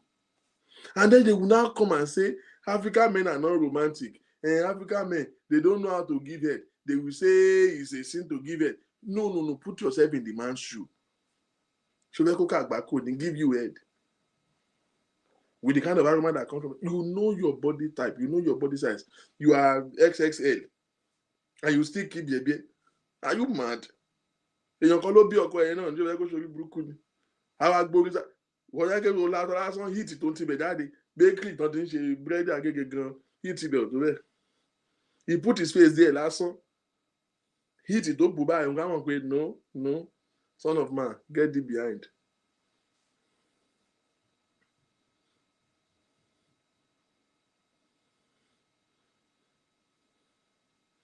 No. I've made this argument many times. Hey, African men are not romantic. They will just enter you. They don't know foreplay. They don't know. Put yourself in the shoe of that man. If you can try foreplay with you. So you want him to. Oh, God. No, now. But all of these things, you are doing it when you were single. Ó kàn ti relax ní ààrẹ ti balẹ̀ jù ó ti rò pé ọlọ́bẹ̀ ló lọ́kọ́ ọbẹ̀ òfò tó ń sè yẹn wọ́n ń tà ní Bama Put. Èmi mo lọ́kọ́ ọkọ mi tí mo di bímọ fún olóṣó ń bímọ fún yàn nísìnyí kò sẹ́ni tó lè bímọ fún. See, everything you think you are doing for your husband that makes you special, you can get it elsewhere.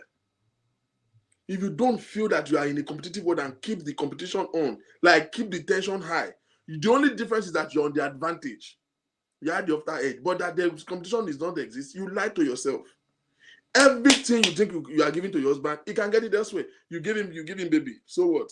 Anybody can give baby. He can choose to have baby mamas. Yes. You are cooking. Hello, belly loco. We will say, but we again. Say we why need to jam cook.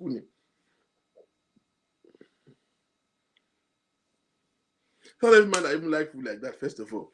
There are a couple of men like us that we will cook you. Even if you told do that grandma say a month.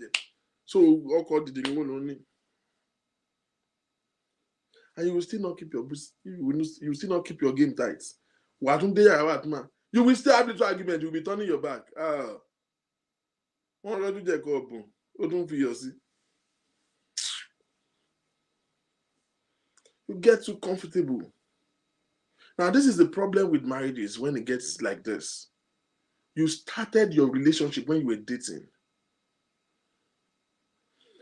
at a very fancy note. Hear me this. I will tell you this story. You started your relationship at a very fancy note.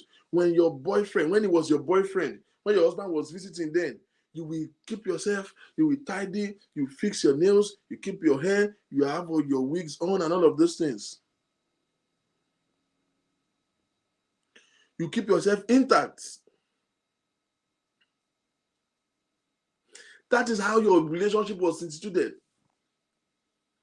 That is how the man fell in love with that glamour, with that fanciness.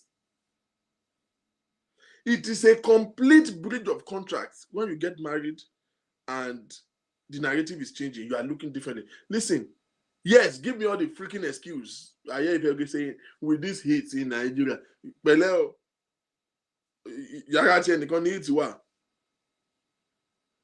are there women in that same heat that are keeping up and they are keeping them? What are you talking about? If your marriage is worth that to you, everything that you want to keep will cost you something and sacrifice to pay. What's wrong with you? What's wrong with you? I know women that have never seen the bottom of their head before in my life. And these are people I've seen very closely. Very closely. I've seen them in pajamas and see them. I have a friend. You will be talking to her on the phone. And all of a sudden, you will notice that you can't hear any sound. She will mute you, and then she will mute you. Every time she has to chew something in her mouth, she will have to mute you just to chew. If she has to use the bathroom, trust me, she will end the call and call you back. I want to use the bathroom. I'll talk to you later. I'll call you back. Give me a minute. I want to use the bathroom. Some of you are that conscious, courteous, very cautious when you are dating. Now you think you have gotten your husband. Ọlọ́run ló bá mi wá kì í ṣe àákọ́ mi. Èèyàn lè gbọ́kàn mi òǹbẹ́. Now you are in the bed with your husband. You are discussing family matter. Òun yà so bí wèrè.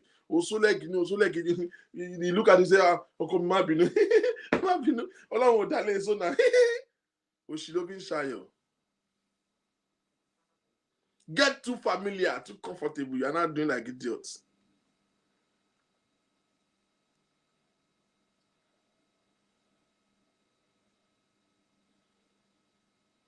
But when you are going out,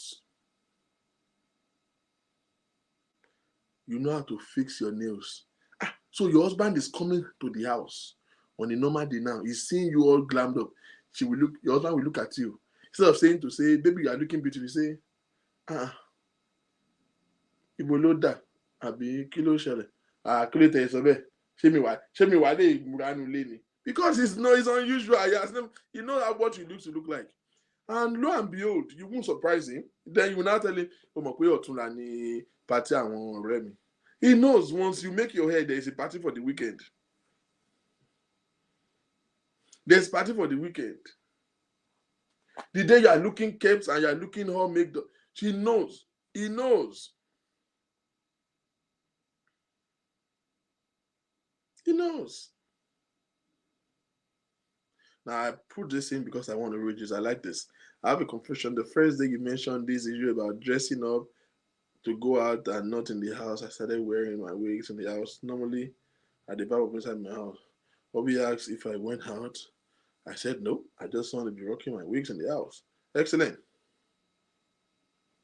Your first point of obligation is your husband. It doesn't make sense that you want to look glammed to other people who are insignificant to your life, but you want to be looking like an abandoned project to the man that you are with.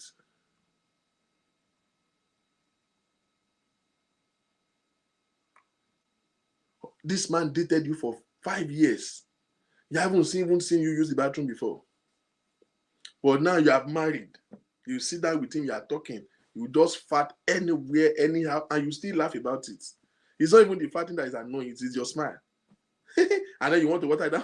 Ọlọ́run ò dálé so. Orí ẹ̀ ti dàrú, òṣì ló fi ń ṣayọ̀.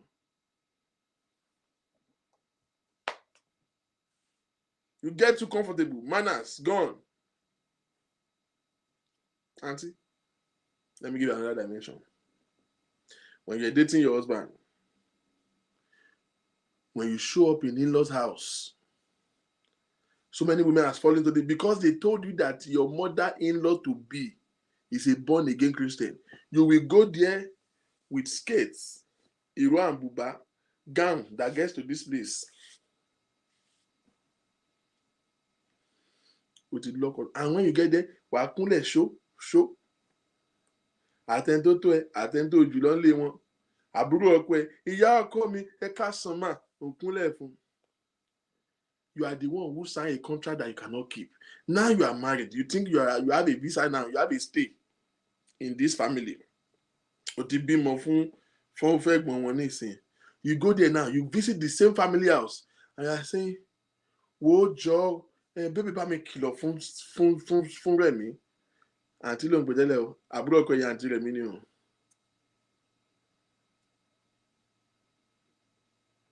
Bá mi kìlọ̀ fún Rẹ̀mí mi ò ń ṣe ẹgbẹ́ ẹ̀. You know you have become a bad wife naturally.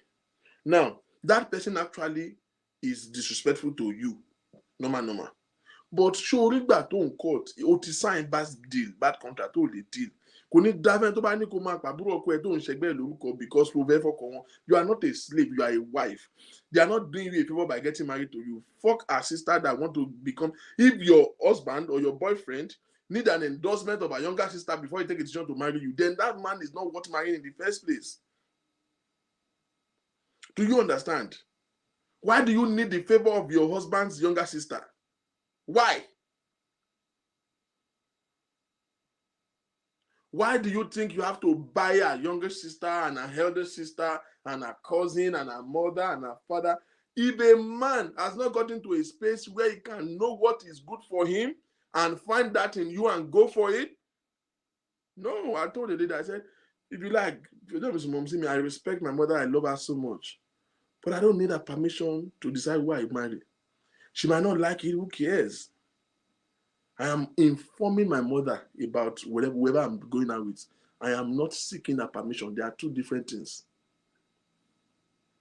I am informing her. You think I will introduce a girl to my mother and I will say, she like it. She never said. You choose a wife for me today, plus and minus, God made my mother live long.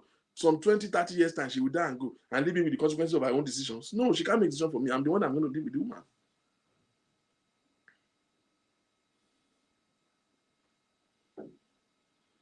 Ó lọ ṣe orúkọ dòrí arókóyọ òun lọlé wọn ní ìsìn òun fa bọ́ òun nulẹ̀ òun gbálẹ̀ ó lọ ṣe ẹdí sọ̀rọ̀ ẹdí lọ́mà wàá gbálẹ̀ látẹ̀kùnlé déwájú ilé.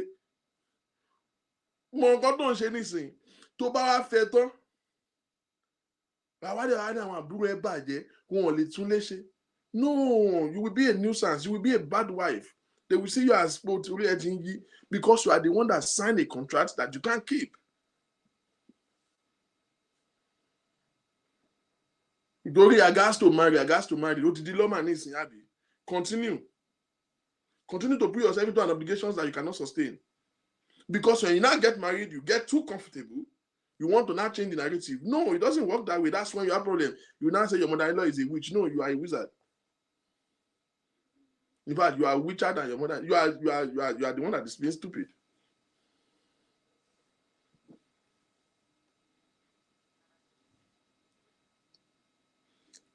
If you are cutting now, watch how you relate. Watch how you interact, especially with in-laws. Tó bá ya wèrè, jẹ́ kó mú ẹ̀ ń wèrè láti ilẹ̀. Ọmọ wọn rí ẹ̀ ń wèrè kó tó tòsí ẹ̀. Ọmọ wọn tó gbé ẹ̀ tó tòsí ẹ̀ láàrin títì tó níwọ̀ lòun fẹ́fẹ́. Ó ti rí pé wèrè ní ẹ tẹ́lẹ̀. Ó wù kó fẹ́ wèrè ni. Don't be what you are not to suit somebody because you want to fit into a man. It is a time bomb. You can't sustain it. Because you see, there will be a time where you get too comfortable and you can't keep the tempo anymore. And then you become complacent. Now, it's not that you can't do it. You have just lost the motivation in doing it. You remember Abike's definition of complacency. The ability to do, but lacks the motivation to be excellent in it. And this is what causes it. This is what killed the motivation. Because in the first place, you just signing a bad deal for yourself. I met a girl one time and he was to visit my house for the first time and my mother would be there. And she has a nose piercing. She called me from the house and said, Ashokini Kimbo. And I'm like,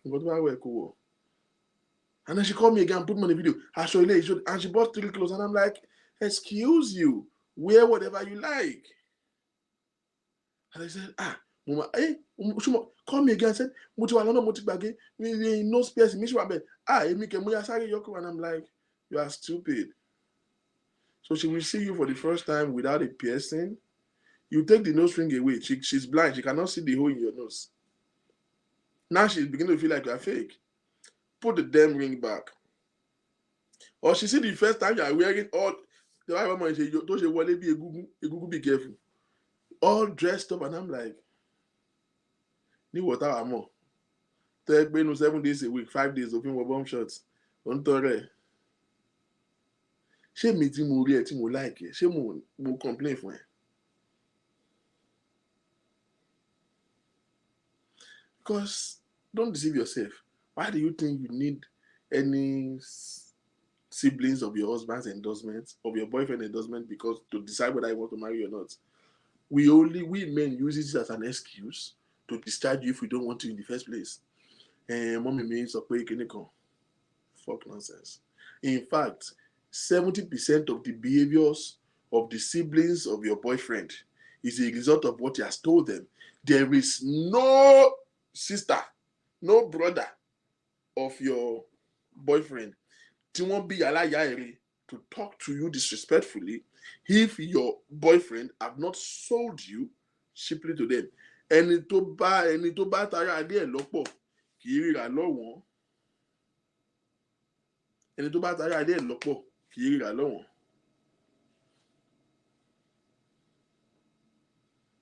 You understand?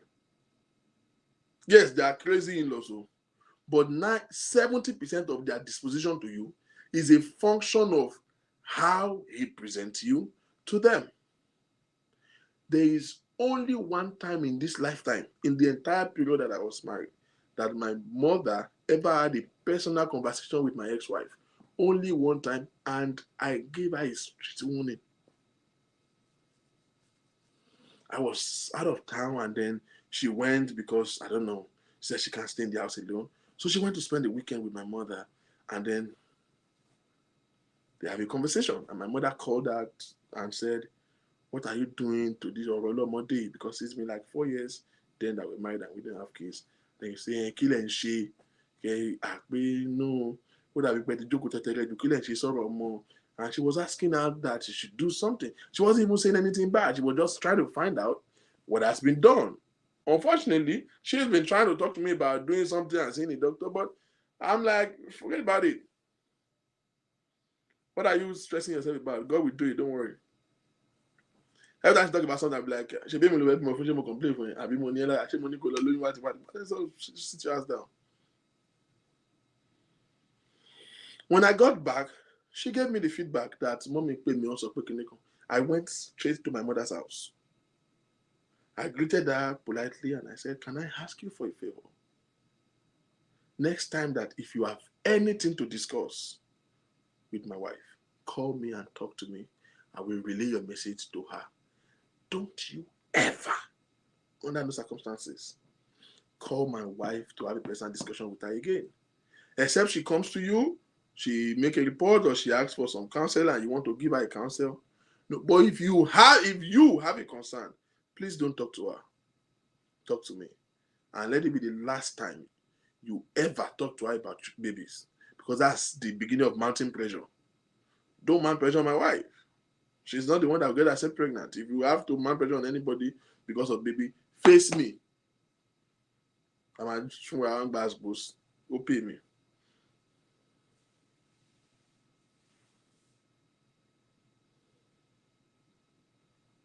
Simple as that. The disposition. My ex-wife can never say that any of my family ever talked to her directly or any form of confrontation or argument. No, they have not born anybody well. As toxic as the marriage was, as hostile as it became, even in the face of that, I never for one day exposed her to any form of,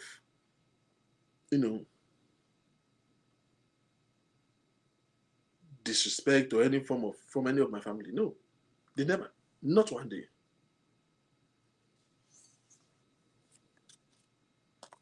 Because you see, in fact, most of that's why my divorce was just mysterious to so many people. Till today, some people still find it hard to believe. You know why? We were always looking like all is well. My family, my own siblings, did not know half of what she did to me until the whole thing went sour. They don't even know. Everybody was shocked. We have done divorce, legal divorce in court. We already legally divorced before my own sister found out that we're having issues. I don't have plenty siblings, I only have 2. I just 3.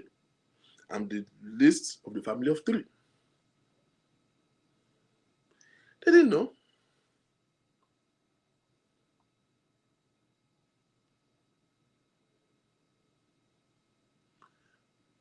Your in-laws will react to you based on how your spouse presents you to them. and how we talked about it. Some men don't know more like that. Okay,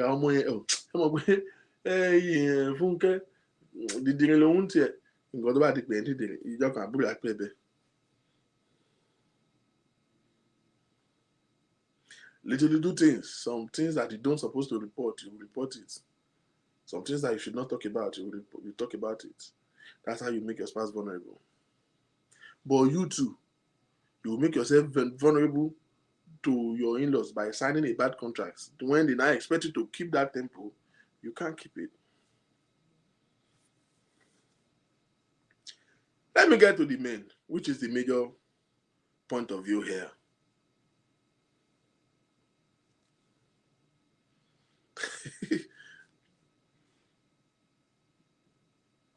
Uncles, to our men, when you are dating this girl,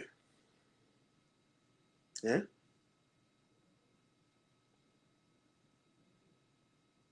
you are dating this girl, you were like a devil walking to and fro the earth, seeking whom to devour. She find you left, right, and center. Left, right, and center. You are a monitoring spirit to the core. Even things that has nothing to do with you, you are there. You just want to show up in every scene that has a name on it.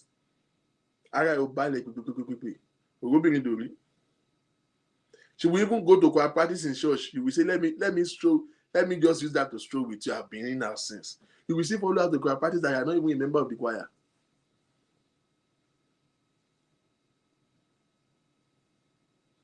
They will go and do family function in their village. Bastard, you will follow. Electric, plug, iron, television, sockets of the wall in the house will spark. Bah! They did not call you. They just having a discussion when you visited. All of a sudden, you become radionic. You will be there to say, "We not be a power for nothing." Their generator is for they don't know where to get somebody to replay it. Before they change their company, you are there losing generator. You want to be the hero. You are everywhere. Helping our younger ones with school. You are helping her with her own school assignments. You are doing this. They post her to go and serve in Gwagwalada. You are the one that know how to work all the working to redeploy her to Lagos just because you don't want her to go far away. You now marry this same girl. Now you want to have a alone time. Thunder will fire you. Thunder will fire you. Now you want to go. You know, I'm stressed. I just want to be by myself. I just want to. You got married after all the career that you are doing, busybody attached camera. You married to this girl. You are living together, sleeping on the same bed in the same room. First born, second born, third born. Now you have born 3. Okay? Now you want to have your own room. Now you know that children always find their mother, and children and mother, they are always distracting. You want to have daddy's room, lotto, mommy's room, lotto. Thunder will fire you. You are becoming too comfortable. The kind of sense of entitlement that comes on African men is ridiculous.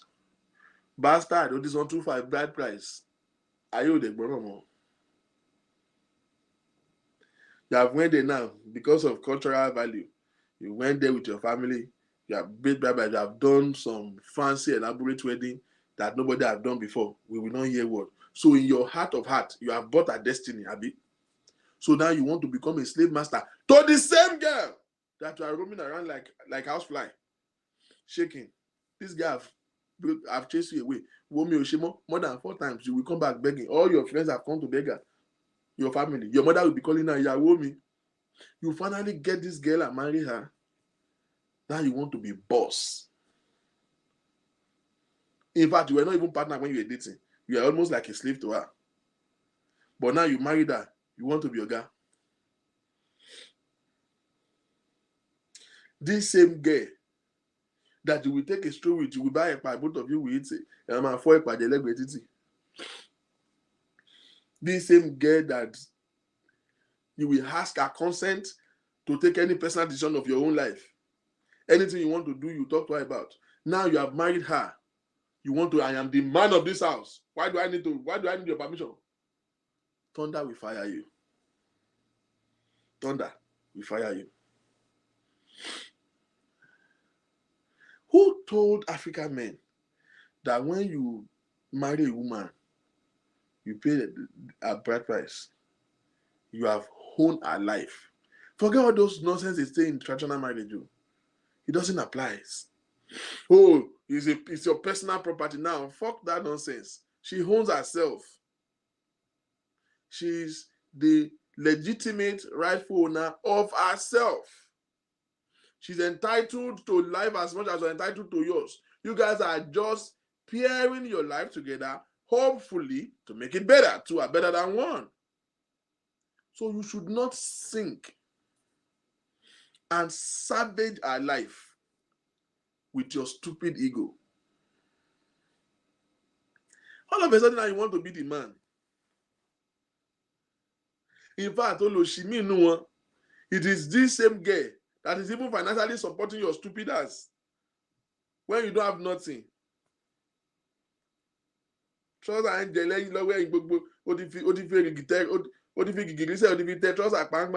Nobody was seeing you, he was managing you like that. Now that same woman has born 2 children. Now you're telling her that her stomach is too big. If only you see what you look like when she was dating you, you will shut up your stupid mouth. So now you have bought 2 Camry. You think afford the gooder. Now you begin to feel like the man of the house. So now they make you manager at work. Hell, I got to go to the problem. Have you ever wondered? Some married men, let me ask you, did you take notes that it is since when they promote your husband at work that I started acting too bossy at home? How many of you have noticed that? Maybe that's what we are going through. God will deliver you.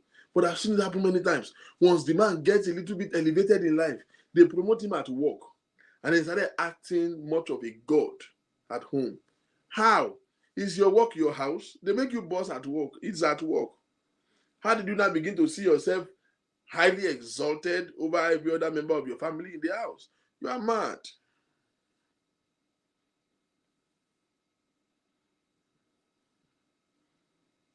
You are very mad.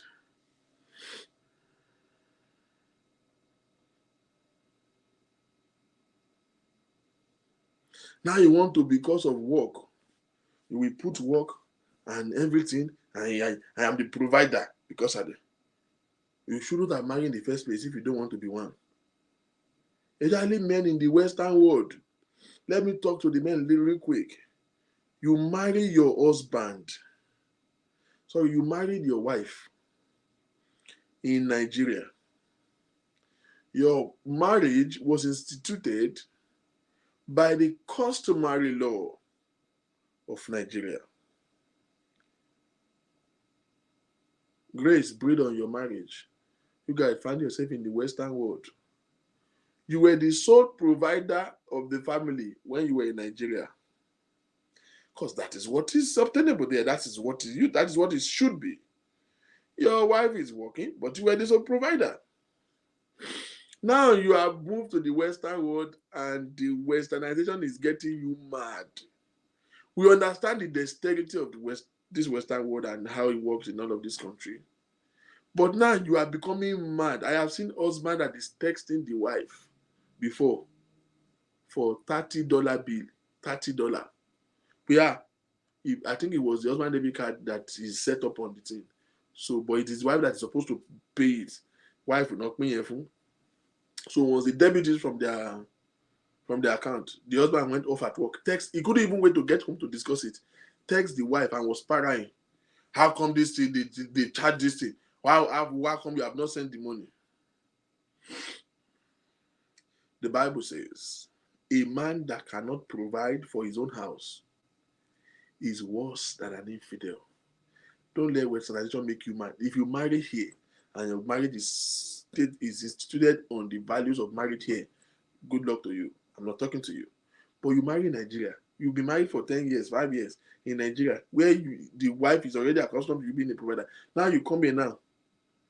Ẹjọ́ máa pín owó ilé, ẹjọ́ máa pín owó iná, ẹjọ́ máa pín owó omi, ẹjọ́ máa pín owó ọdẹ, owó ọ̀sánwó ọdẹ ń bì, ẹjọ́ máa pín owó íńtánẹ́ẹ̀tì, owó gas. Even owó school àwọn owó supply back to school. Ẹjọ́ ń pín ni. It is a good thing if a wife can support the husband. But can I say this? This is very old-fashioned, but I'm sorry I'm old-fashioned. This is what I still believe in. I do not share the philosophy that husbands should share bills with the wife. I don't believe it. I'm looking forward to a very successful wife, but God forbid that we share bill. I don't believe it. Because I did not read it in the scripture, and I am a Bible-believing person. I'm sorry.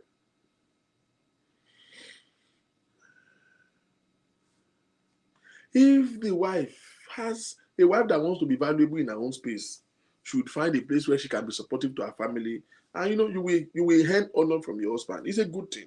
But let it be from the discretion of the wife, not the man feeling entitled and feeling that she have to.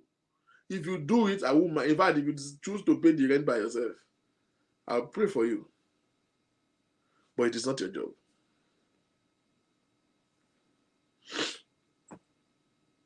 Do anybody understand what I'm saying? I encourage women to be supportive and be part of family obligations. But men, don't get mad. This is why so many men are struggling in life. You see all these American men. Empty tank. Because you see, there is a blessing of God that comes on a man that is a provider. There is a blessing of God that comes upon a man that is a provider for his own household. And there is a blessing of a woman that keeps the house. Now, the blessing of a keeper, your wife is getting it 100%. The blessing of a provider, you have shared it with her 50-50. That's why your wife is becoming more blessed than you, Oga. Èmi mo mú wọ country yo, èmi mo ṣèwé fún, ó ti wá ṣe kíní kan nísìn, èmi mo rán lọ nursing school, ó ti wá ṣe kíní kan nísìn. How many of you have had men say that nonsense? Èmi mo gbé wọ̀lú yìí, èmi mo ṣèwé fún, àgbà tó ti wá ṣiṣẹ́ báyìí, ó ti wá di.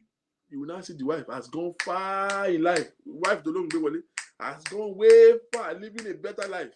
The man telling stories, just one nincompoop, one non-entity somewhere. You are like an Esau. You have traded your birthrights with your wife.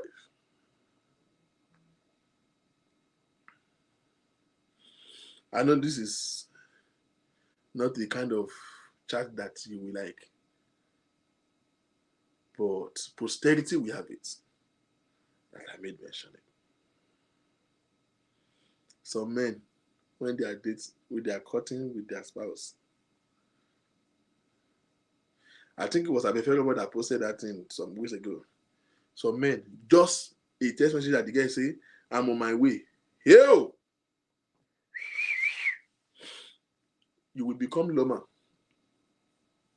Scrub the floor, clean the window, clean the thing, spray all the air freshener in the house, spray everywhere, go to and lay your bed. That bed will either become your gators in it, as straight, you will lay that bed. Of course, that's your center of that's your slaughter slab, Abby. You will lay the bed, arrange up your clothes, bath, change boxer, wear brand new singlets because the girl is coming. Now you don't marry that same girl. They are picking your socks from the door. One leg of your socks is from the door. One leg is they picking it in the kitchen. Your shirt will be on the couch in the living room, and your boxer is hanged on the bedroom door. Your children are even more organized than you. And you want to be the man. Both the wife and the children have to clean up behind you. You will eat Food that you did not know how they cook. Some of you don't even know where they got the money to cook it. You are that useless. Food you don't know when the woman put her pain to cook the food. You will eat this food. Ordinary to take plates to the kitchen is a problem in your life. You will now sit down. You finish eating a whole man. You will now stretch and hold remotes.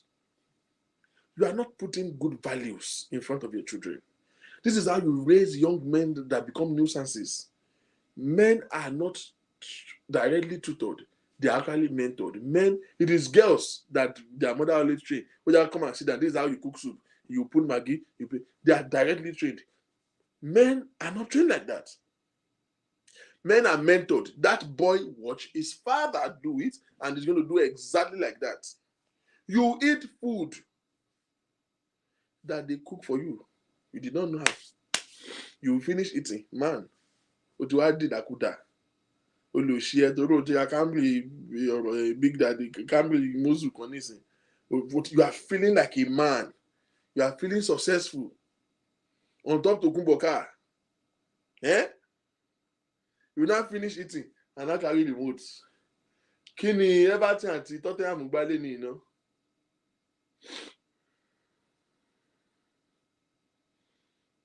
So to take plates to the kitchen is a problem. To eat food and have a simple courtesy, the same you that used to, you will help her with everything when you are dating her. Now you will eat food, you can't even take plates to the kitchen. Who told African men that men cannot wash plates? Who told you? Who told you that you can't eat and pick up your plate and just what does it take? It's the discipline and the value that you are used to that will go along with you. And that is the value that you are mentoring your son to be. That's it. How does he kill? How does he reduce you as the man of the house? You will even eat the food. Ordinary thank you. You cannot say. Of course, you will not say thank you. You are the man of the house. You are the provider. Nínú ilé mi. Ṣì ń dá yín láàmú sá. Òṣì agata máráyè ló ń dá yín láàmú.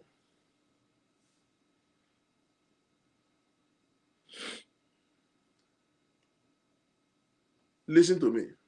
Be careful not to fall into the error of complacency. Getting too comfortable too early. Getting too comfortable because you've covered a mile, you don't know that there are 10,000 of miles ahead of you that you can cover too early.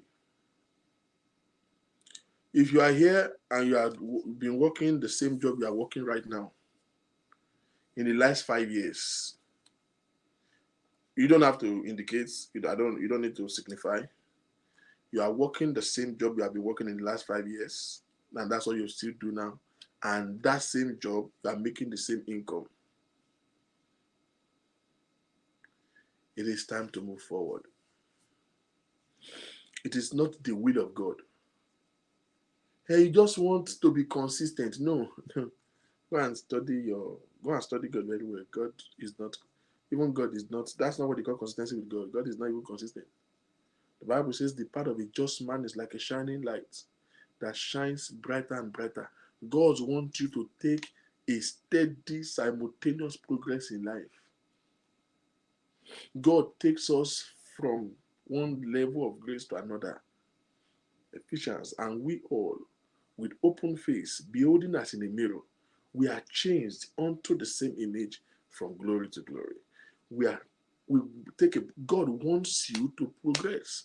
You think what you are doing is good right now, thank God for it, but make progress. You think you are being a perfect wife right now, I bless God for you. Make progress. The day you feel successful, that's the day you stop growing. Success is good, but it's toxic when it gets into your head. It doesn't give you room to grow. You are doing your business small, now you have collect shop. In fact, you have collect 2 shop now, and you begin to feel like that's the best thing you can do. Who told you you can't own a warehouse? Oh, you have a new house. Thank God for you. Who told you you can't have an estate?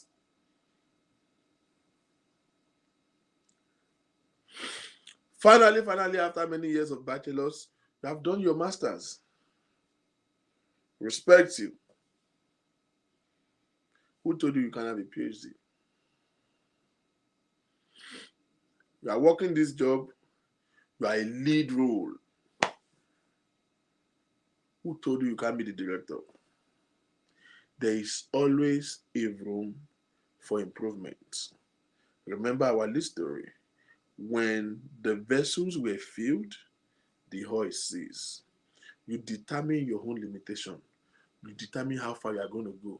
Success is not a finish point. Success is a mindset. When you keep going, you're going to keep going.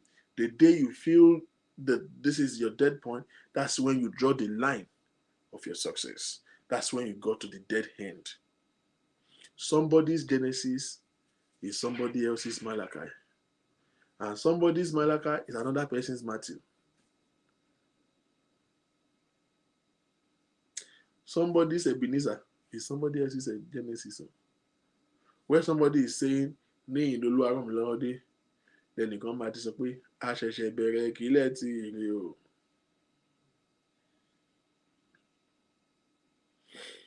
Nobody determines the limits but you. What are you doing better before that you are now slacking on?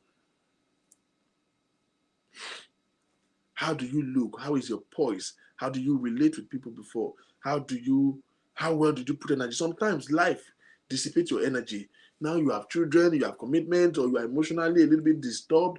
And see, so many of you know, you are listening to me now. You used to do better than what you are doing right now. But you lost the motivation at some point. It's time to get your vibe back. Some of you actually, in all fairness, you just need to walk out of that deadly relationship that you are. Because you see, if you feel in your heart that you are more productive when you are single than when you have become married, your marriage is unproductive. Walk out of it. It's not of God.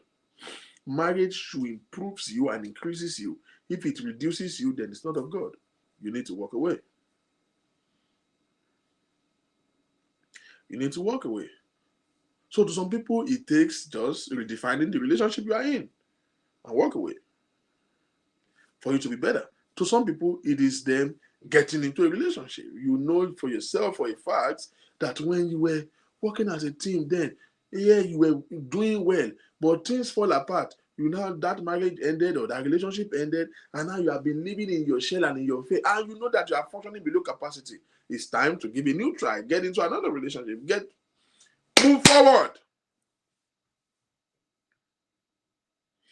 The biggest and the most common thing in the storage of failures are excuses.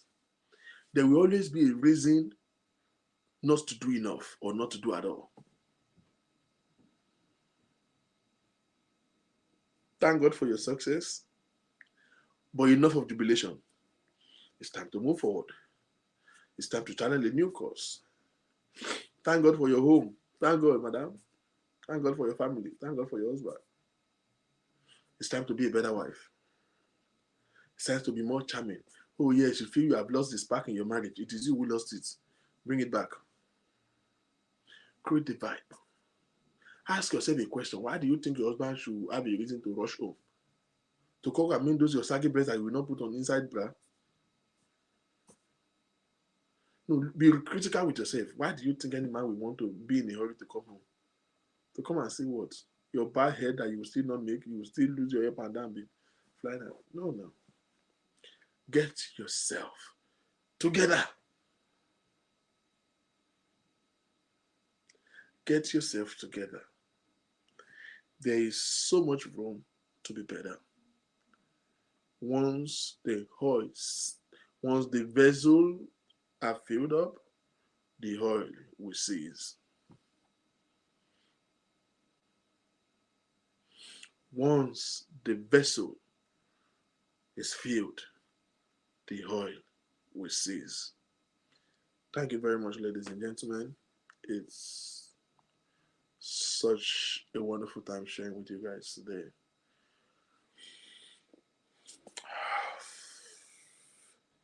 I'll take your questions if there is any, and you can as well just send it to my inbox. So people will be asking me for my number. My number is always there. You can reach out on any of our social platform. I'll respond to you as soon as possible. But you can send me WhatsApp messages if you have personal concerns or questions, or you just need to just pour out. And sometimes it's always easier. People feel more comfortable talking to somebody who they don't know, because you see, people want to pour out their burdens, but they are afraid of being judged. When I very hostile world, and I don't blame you. That it's my joy. I'm always glad to be a listening ears, and by the help of God and the wisdom of God, provide one or two counsels and guidance in how you can become a better person and get back on your feet and be the best that God wants you to be. So you can reach out at any time. Most times I'm a little bit, you know, difficult to catch up with, but calls are not advisable for me. Drop because I might miss a call and not even see the missed call. Drop messages if you are reaching out on that is WhatsApp or direct calls, or but any other one if you are sending from Facebook. um I will possibly see it within a couple of hours and respond back to you. But in the meantime, be the best, and always remember, the devil only wins when you quit. I love you very much. Enjoy the rest of your night. Thank you.